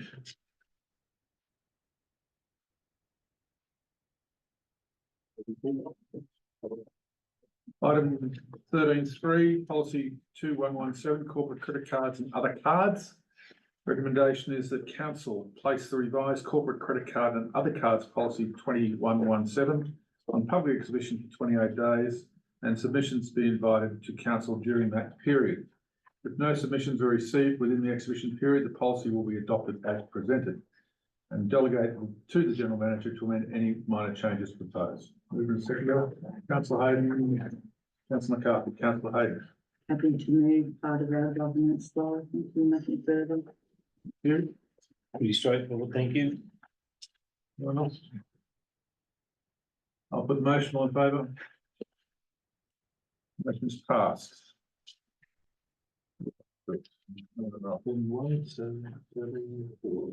Policy 13.4, policy 2211, which is the investment policy. Recommendations of council place the revised investment policy 2211 on public exhibition for 28 days and submissions be invited to council during that period.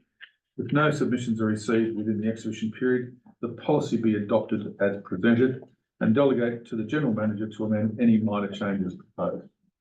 Councillor Hayden, Councillor Grant, Councillor Hayden. Yes, part of governance again, nothing further to add. Thank you. Makes sense. Makes sense. Councillor Tucker. Thank you, Mr. Mayor. A couple of very brief queries. The first one is on page 4 of 7 or page 146 of the business paper. It talks about monthly reporting, which is the report that we get in every business paper. I'm just querying whether it is something that we really need to see every month unless that's some sort of legal requirement. I just think that's a bit excessive and I'm wondering if we could change it to a quarterly report that we would receive in conjunction with each QBR.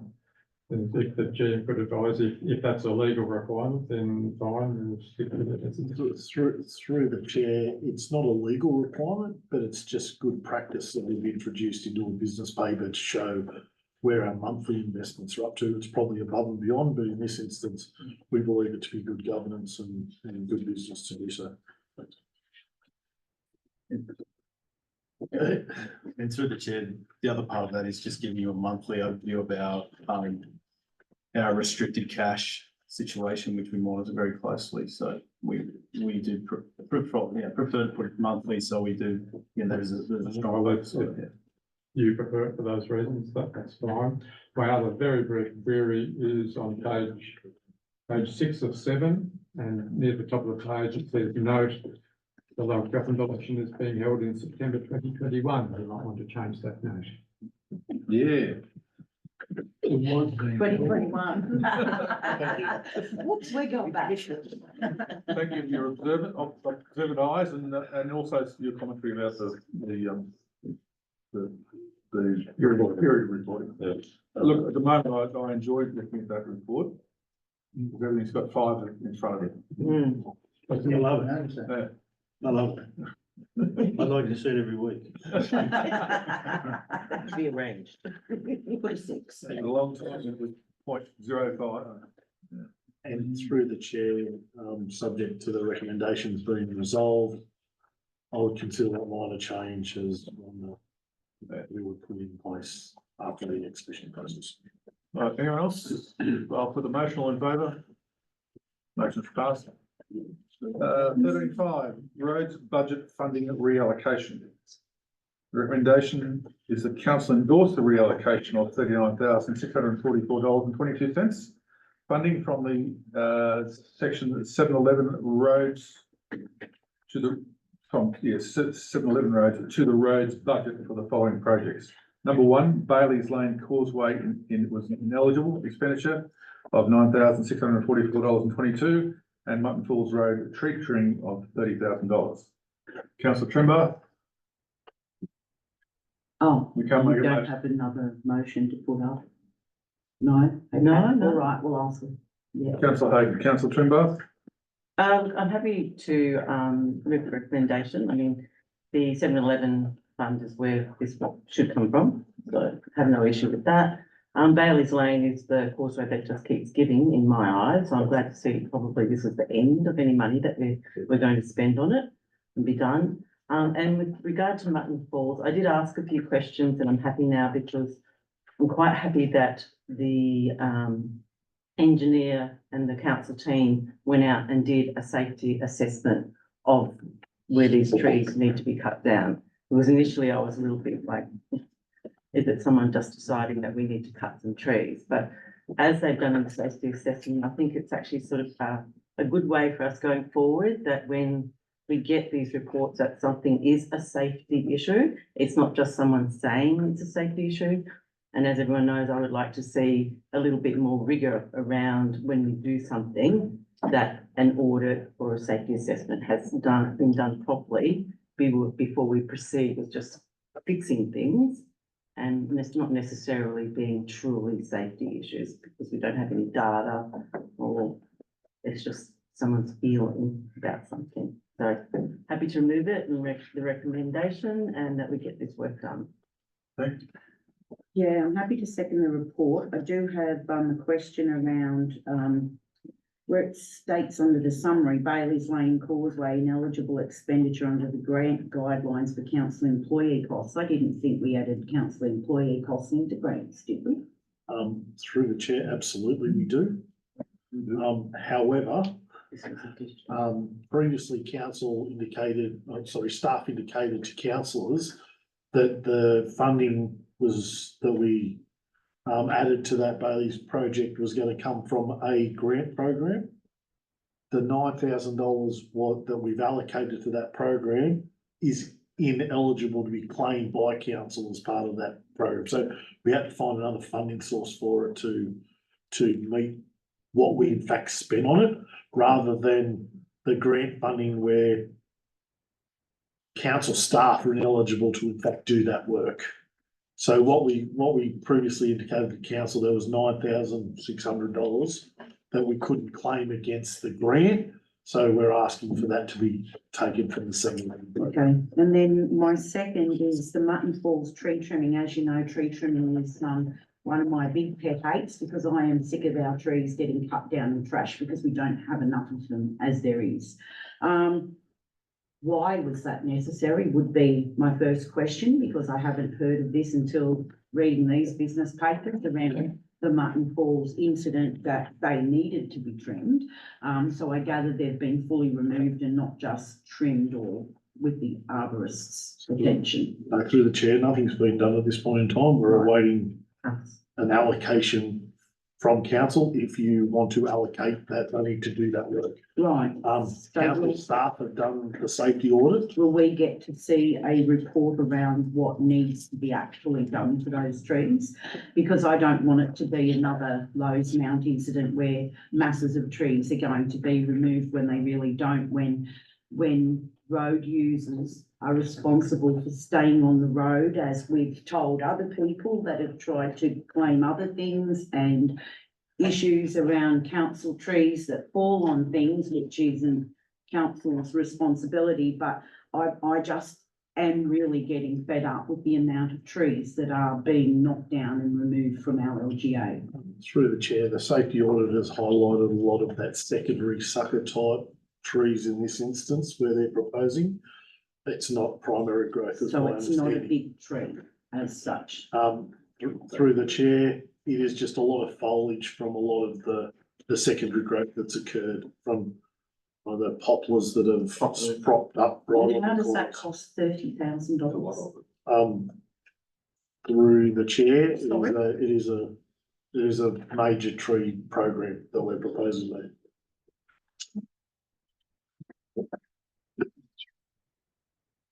No, I'm finished, yes, sorry. Okay. Thank you, Mr. Mayor.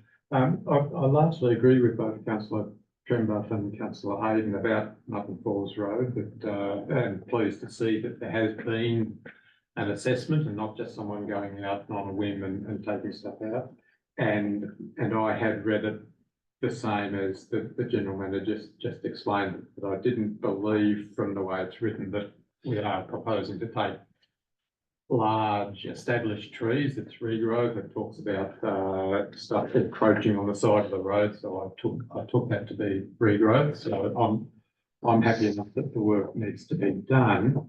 My query is, as I put in an email a couple of days ago, just querying about taking the money from section 711. So what I asked was that clearing of road verges is a maintenance activity. And I just wanted to check before we allocate money from 711, whether there is enough money in maintenance that could be done out of the existing maintenance vote. And so I haven't received a report yet, and I'm wondering if that has been looked into. Through the chair, it has been looked into. The reason why you didn't get a response is because I thought it was a pretty good question that you could possibly ask tonight and we could answer it. And that is both maintenance funds have been fully expended for this financial year.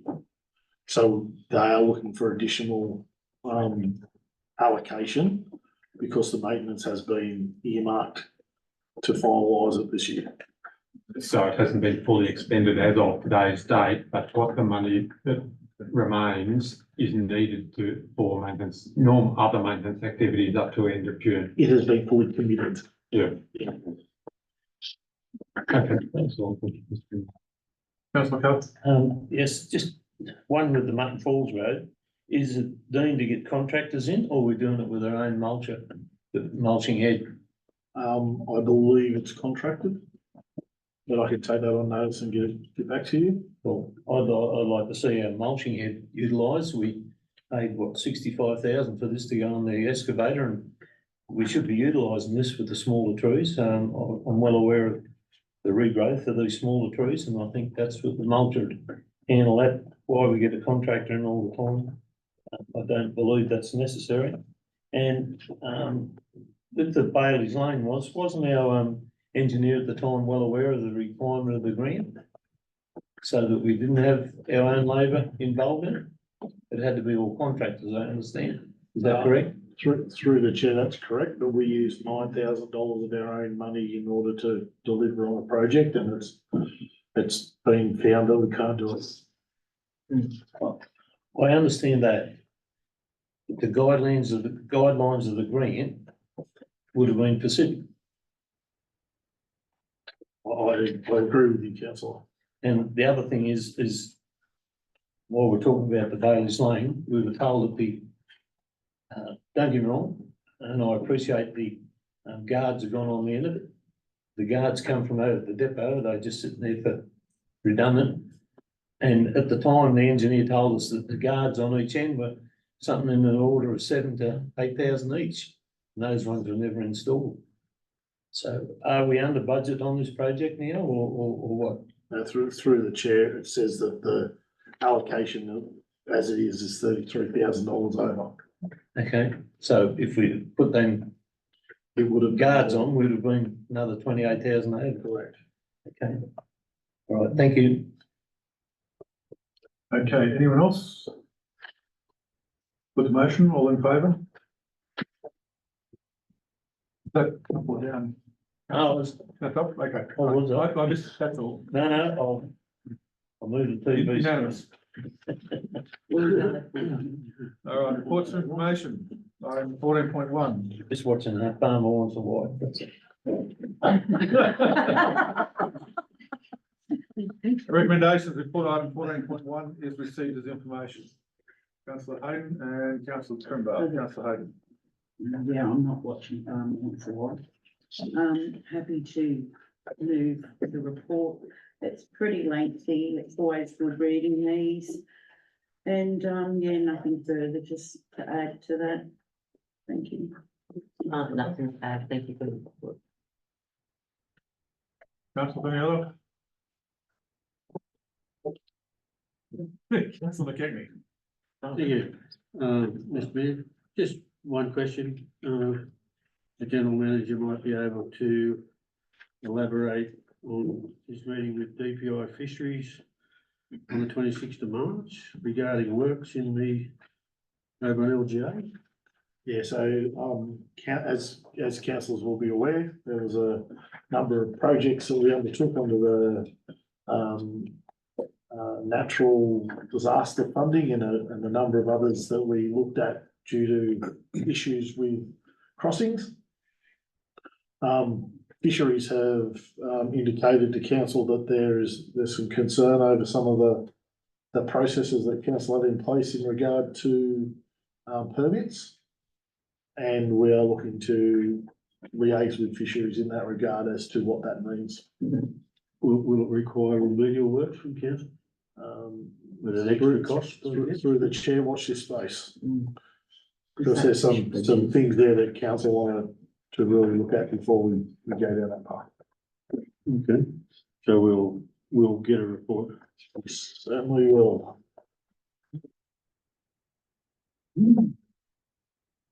That's all, sorry. That's all. I'll put the motion, all those in favour? Passed unanimously. Item 14.2. Monthly activity report for planning development, April 2024. Recommendations that item 14.2 exceeds information. Councillor Hayden, Councillor Trembart, Councillor Hayden. Yes, this is a very good report. I'd like to thank Kirsty and Janet and Damien for this. I noticed that, the Oberon Fitness and Leisure Centre's been going from strength to strength. And I'd also like to thank our, planning director for the updates regarding, some DA issues and inquiries from the general public, and he's kept me up to date with those. So thank you for that as well. Thank you.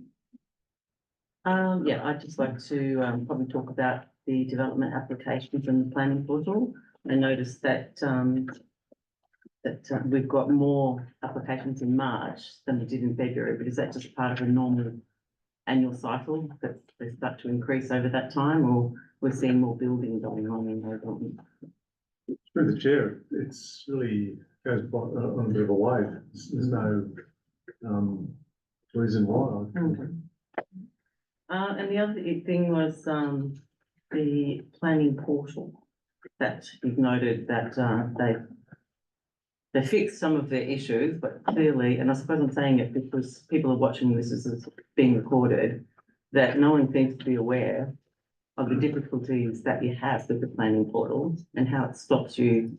And I heard the comment tonight, 5 to 6 months. And again, as Councillor Hayden's aware, you were getting complaints about some DAs and you went out of your way. And some of those were jumping the queue of people who were already doing the right thing, but you went out of your way to try and help them out. Then it resulted in, it was nothing to do with the planning department. It actually went straight back to the original person. So I just think it should be noted that there's clearly no awareness of how difficult it is for the planning department to work with the planning portal and how it does restrict getting DAs through. So what does get done is probably outstanding, and you have done a lot of good work. And in the holidays.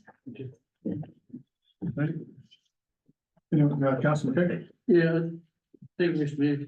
Just on what Councillor Trembart said, and if you look on page 162, about a third of the way down on application 10-2023 or 7.1. It was submitted on the 17th of August in 23, lodgement in September, which is only a month, or it's only 2 weeks actually. Then commencement date was another 2 weeks, which is all really good. Then we come to a stop clock for some reason. A week or 2 days later, we requested information 2 months later, or a month and a half later.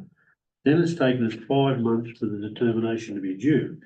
So the information received came back fairly promptly from, I guess, the builder or the owner or whatever it was, but then it's taken from October through to March 2024, and I take it that there's leave there over Christmas, but that's, I don't understand why that 5 months is there, and I guess that's what other people were asking the question, is why after the information was asked for and it was received, it's still then another 5 months after that. That's just an example, I'm not trying to blame anyone, but that's what people see, and that's what people come to us and say, mate, it's taken us months to get our DA through, but we don't always get all the information, is what I'm saying either.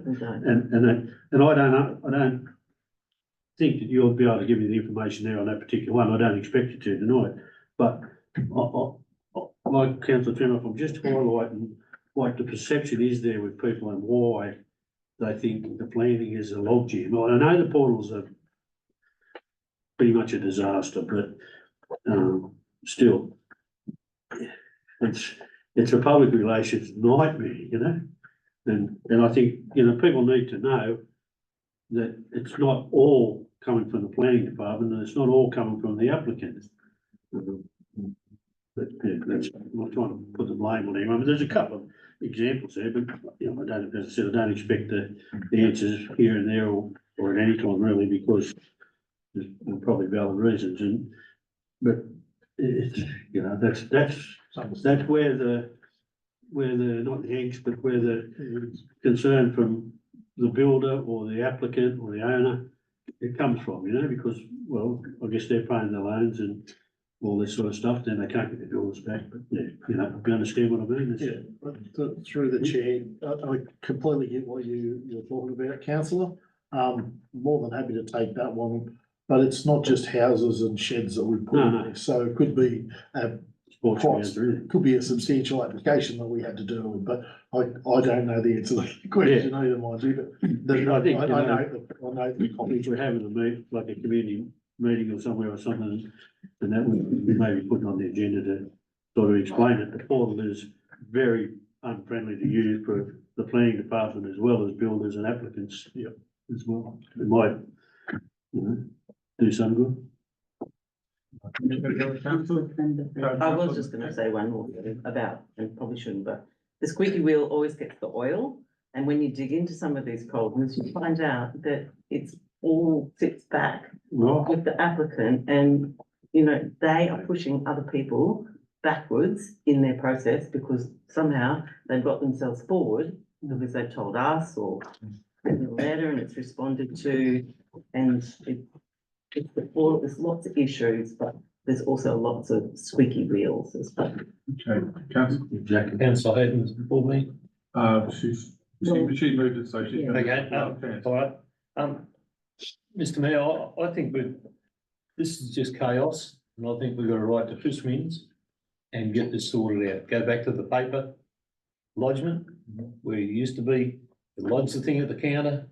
Within a fortnight, you were given the thing from the staff where you required more information or you whatever. And to hide behind these computers is not on. And it's happening all over the state. No sense going to our local member. I've highlighted with him. You might as well, what's saying in the wind? Because we need to go to Chris Minns and tell him that this is not working and it's holding New South Wales up. It's fine if you're a big conglomeration in Sydney and you lodge a whole in a subdivision at one time, that's fine. But in small, individual ones, it's just not working. And one of the things that in town that's been highlighted, one of the builders, if you get his DAs on a regular basis, would like to double his staff. But he said, I can't, because sometimes I can't get him out of council. And he's not saying that it's council's fault. He said, sometimes I can't get him out, so I can't guarantee my staff work. We're looking for other silly jobs until we get the DA. Anyway, we need to write. We can get the planning department, put together the letter, and I'll sign it. Yeah, just write a reply to this, I think some of the community actually is looking at this, development application list that we put in these business papers and don't understand some of the stuff around it. I actually don't feel we need this.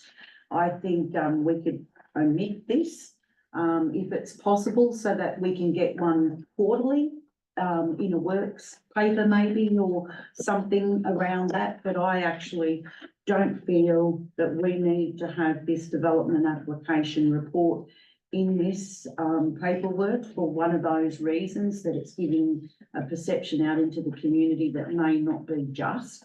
And, issues around some of these, I mean, it can be one of the most simplistic things, or it can be just someone goes, oh, I couldn't be bothered anymore, you know, so, I'd just like to see something about that, but I would also like to support the suggestion of writing to the planning minister as well, because that is a huge No need to issue. make resolutions about that, we can just do that. So, We can just do that. yeah, that's what I said, I support that anyway. So- I'd like to just make an observation. That list you got there is a lot smaller than it was 6 months ago, and I congratulate the planning department Oh, yeah. on clearing that backlog. But I don't think we really need it each month, really don't. All right. I'll put motion, all in favour? Yep. Motion is passed. Item 14.3, monthly activity report for technical services.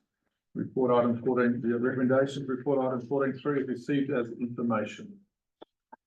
Councillor Hayden, Councillor McCarthy, Councillor Hayden. Yes, apologies in advance to our newest director, because I will give her quite a few questions, not She questions said as on that, such. she'll answer them on notice.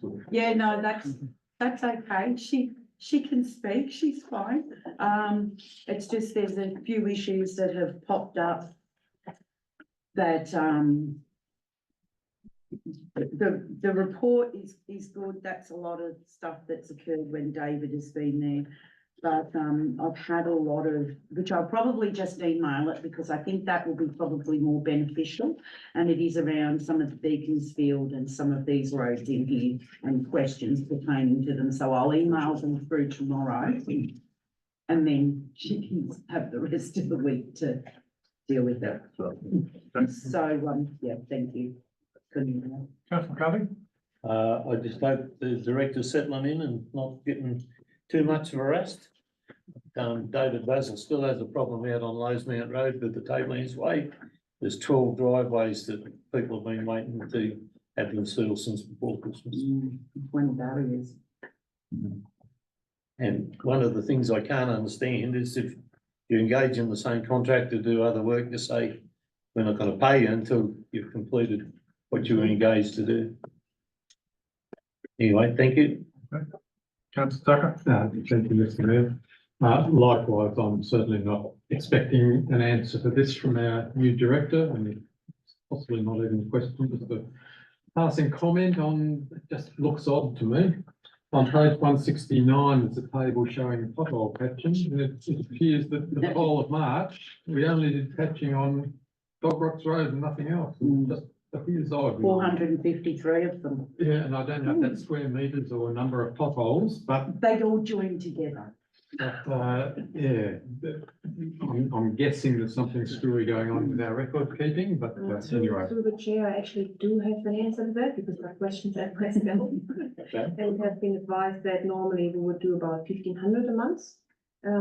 However, this month the folks have been on Abercrombie Road, due to getting that done before the weather gets colder, to get that finished off, ideally. So hence the focus had not been on the, pothole patching. So my understanding from, the technical service manager that what is reflected there is accurate. 453 potholes or meters. Sorry, on the zero in total on regional roads. Right, yeah. Well, Okay, anyone else? Thank you, Director. I'll put motion, all those in favour? Motion's carried. Monthly activity report for corporate services. Recommendations of item 14.4 is received as information. Councillor Hayden. Councillor Trember, Councillor Hayden. Yeah, this report, I think it's great when document migration is completed. Anyway, I just thought I'd throw that one in. The Youth Week, that kicked off yesterday. How did board games go? Did you get some people through? Through the chair, from the reports I heard that, people enjoyed the board games. I don't know the exact numbers, and I know the bee movie was also screened today. And there was another one, this evening, so be eager to see what the turnout was like and ready for some VR gaming tomorrow, so. Oh, cool. No, that's very good, and thank you for this report. And I noticed the Oberon Library and Community Centre new members and e-lines have gone up a bit as well. So I'm really pleased to see that the library and that's being utilised much more these days. Thank you. That's it. Councillor Pember. Just thank you for the report, and I'm pleased to see that we're evaluating a tool for reporting on our cyber security. I think we clearly need to have something like that, considering what's been happening. And I'm just good to see that the community centre is starting to be used for different functions. I know that there's going to be a JO IT meeting in May in a wonderful new facility, so that's really good. I suppose the other question is how we're going with recruiting a new library manager. Yeah, through the chair, as you all would know, our library manager has moved to another position within council, so we have undertaken a review of that facility because it has changed obviously with our new integrated facility. So we have taken the last few weeks to review what we need going forward. So we anticipate that recruitment will start very shortly. Yeah. Councillor Carthy. Just to the director, in our new financial year, will our computer allow us to pay by BPay for all rates, or is it still got a glitch? No, through the chair, we are looking at that. That's the intention, is to look at that and other payment gateways to, streamline some of the payment processes we find at the front counter. So there are some glitches we have been working through, but we're all working towards next FY to smoothen all of that out. So. Okay, thank you. Anyone else? I'll put the motion on that. All those in favour? Motion carried. Item 14.5, investments. And the recommendations of 14.5 is received as information. Councillor Tucker. Councillor Keckney. Councillor Tucker. Thank you, Mr. Mayor. I've noticed that most of the rates start with a 5, so I'm sure you'll be delighted. And there are a few 4s. There are a few, but they're reducing. Councillor Peggy. Yeah, thank you, Mr. Mayor. Well, you'll be pleased to know that the average rate achieved is at 5.09. That's the important one. We're both happy. Nothing further. Thank you. Thank you. Anyone else? It's going to last too long. What's that? I don't think it's going to last too long. Well, it was just, I mean, we had those 0.05 for so long. All right, I'll put the motion all those in favour. Passed unanimously. All right, grants update, item 14.6, recommendations report, item 14.6 is received as information. Councillor Hayden. Councillor Tucker. Councillor Hayden. Yes, I'm happy to move this report. If we had any feedback from any grants as yet, or we're not due to get any as yet, are we? Through the chair, we're waiting with great expectation out of a major one. Yes, we do. Pending, yeah. Slow with it. Let's hope that we can get a few more of these. Councillor Tucker. Thank you, Mr. Mayor. That's all I was going to mention as well, that we were expecting, hoping to get an answer on the sewer treatment plant grant application yesterday, but it hasn't come, so we're all keeping our fingers crossed. No other comments on the report. Thank you. All right, thank you. Anyone else? Councillor McCarthy. Wasn't there a grant in for the extension of the footpath on Lowsmere Road? It's not on the table, that's all. Yeah, through the chair. Third one down. Can't see, sorry. Yeah. Okay, yeah, I see it now. Your glasses. It's there, that's right. Sorry, yes. All right, And still expecting advice on that soon as well, that one. Okay, no, that's okay, anyone else? I'll put the motion, all those in favour? Motion carried. Status of resolution, April 24. Recommendation is that item 14.7 is received with information. Councillor Hayden, Councillor Trembar, Councillor Hayden. Yes, I won't hold up council with this, it was usually councillor McKibben's role, but, I just thought I would, and I'm not gonna flick through it because I did read it the other day. Payment for the Hazel Grove School Reserve report, that had been done, listed in here somewhere, wasn't it? So through the chair, yeah, we allocated that Yeah. to the appropriate process, Okay, yes. I was just wondering when we might hear, when they might be going out there to do that, that was all, I'm hoping it's gonna be before the bad weather sets in. That's all, nothing further. And I won't be channeling Councillor McKibben either. But I do note, thank you to, the General Manager for his update on the acquisition of Crown Land and what it involves, so that was good to read and provides a bit more context around what a lengthy process it can get into. That was all, thank you. No one else? Okay, I'll put the motion, all in favour? Passed in 2 minutes. Please, I'm gonna get some. Quarterly budget review statement number 3 for January through March 2024. The recommendations of report item 14.8 is received with information. Councillor Hayden and Councillor McCarthy. Councillor Hayden? Yeah, I'm just happy to move it for information purposes. Councillor McCarthy? Yeah, I'm happy with the report, but I rang that the other day and I didn't get an answer. On page 201, we allocated $10,000 for a streetlight program. And now we don't require it, what's the reason behind that? Through the chair, both that street. No, since that street lighting budget and the smoke testing, we had actually, budgeted for that twice. There was actually in the capital budget and also in the maintenance, so so that money is still there for those projects. We just moved out of the capital budget in readiness for, the next budget. So those budgets still exist with street lighting or, smoke testing. Need to draw on those funds. They're just in the operational side of the budget.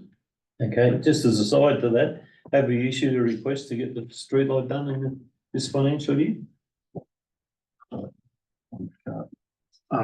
Through the chair, we've made a number of representations to the appropriate authority about streetlights that have been out. No.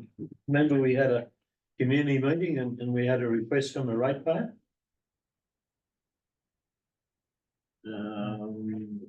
We said we'd do it. Because he said where he leaves his place.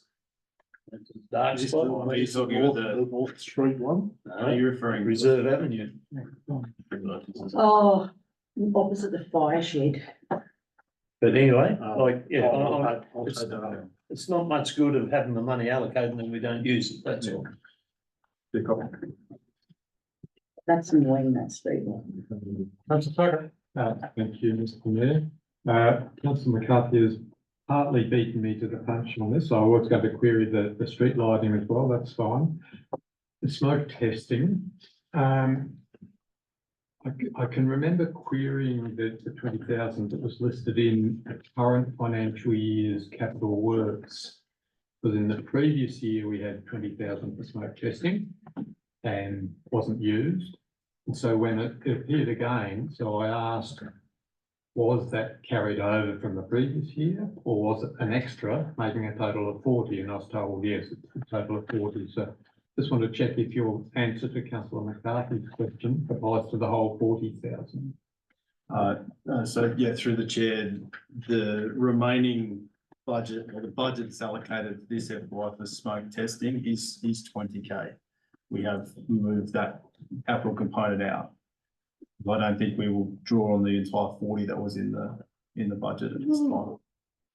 That's just to test the smoke detectors in our buildings. No, Stormwater and sewage. Yes. Yeah. Oh, Stormwater and sewage. And this was why I really wanted to query it, because finding illegal connections into sewer and reducing those peak flows in wet periods can be really important in what we're going through at the moment with designing our sewer treatment works. And so I think it's important that we keep the whole 40,000 available and we get on with it and start cutting off some of those illegal connections to help the design of the sewer treatment works. So the whole 40,000 is still available for that work? Yeah, through the chair, the 40,000 is there. Just in our forecasting, we had moved the 20 out, but it can, if there's a need for it in the next 3 months, it'll fall back in. It'll just, as you see, that's just gone onto the profit side. So it is still there. We've just tried to forecast, and from what we've seen, that money is there to use. So, but if someone requires it, it can be brought back in. All right, and just to note that importance of getting on with that as well. So that's something that our new director might want to look into sometime soon also. The next one is just over halfway down the same page 1, capital expenses, the first dot point, and it says grants funded as a result of removing all elements. There is movement in profit. I assume that's supposed to be there is no movement in profit. The same as in the second document. Page 201. 201, under sewer fund, there are 2 dot points. Yep.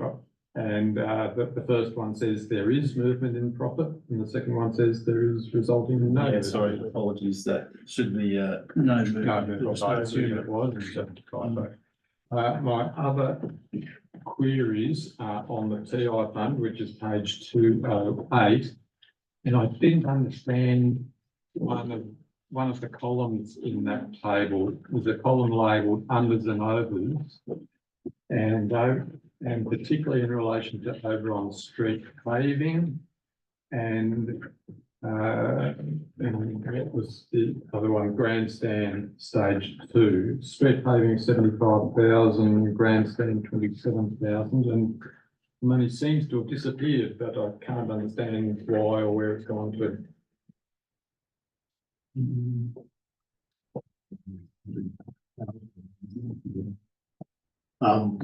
We believe that money, because the project is complete, we've simply moved it into the unallocated component. Well, when you say over on street paving, we haven't done any work on street paving that I'm aware of for quite some time. I might be wrong, but So through the chair, we've done a major upgrade project on the street paving program, probably 2 or 3 years ago now. no, it must be. Um, Whereabouts? the whole length. Oh, okay. Where a huge program was undertaken.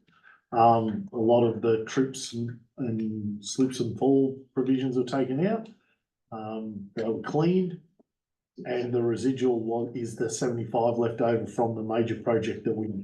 Okay, so we had a larger amount in 75, and did the work and had 75 still unspent. That's correct. And we've dropped that back into unallocated That's rather correct. than leaving it as street paving and doing some more work somewhere. That's correct.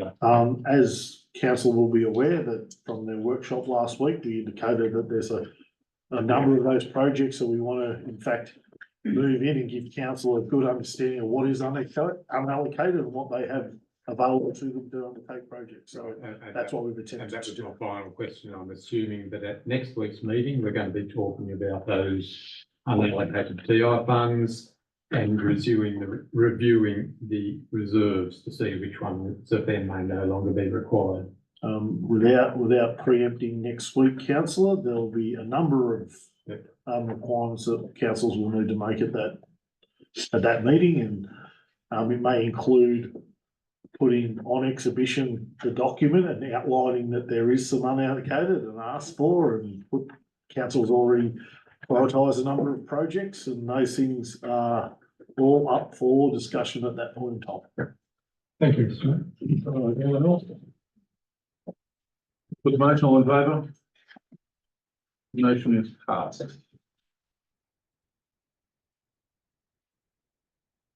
All right, there is no urgent business. Now looking at closed session. So in accordance with Local Government Act 1993 and the Local Government General Regulations 2021, in the opinion of the General Manager, the following business is of a kind as referred to in section 10A2 of the Act and should be dealt with in a part of the meeting closed to the media and the public. And Zoom. Thank you, Irene.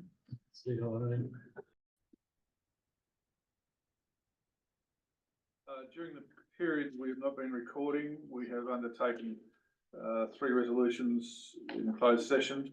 There were no media or members of the community present.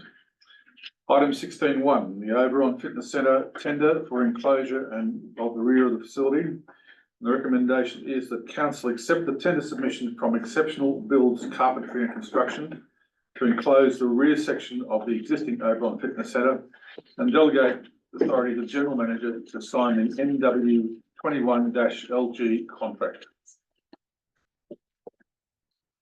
Item 16.2, a water write-off request assessment. Request for assessment 12361334, and the recommendation that council does not write off the water consumption charges for assessment 12361334, but instead offer a payment plan arrangement for full cost recovery. And item 16.3, the sewage treatment plant construction tender update. The recommendation is that council note the sewage treatment plant tender update and enter negotiations for the supply and of the construction of the sewage treatment plant with the lowest 2 compliant tenderers, giving the closeness of the price of the tenders and council's wish to achieve the most advantageous supply of the projects. For that, thank you to the staff and councillors and anyone else who has come back in on Zoom. I declare the meeting closed. The next meeting is in 21st of May 2024, 5:30 in the Oberon Council Chambers. Thank you very much. 808. 808. After an hour of questions as well.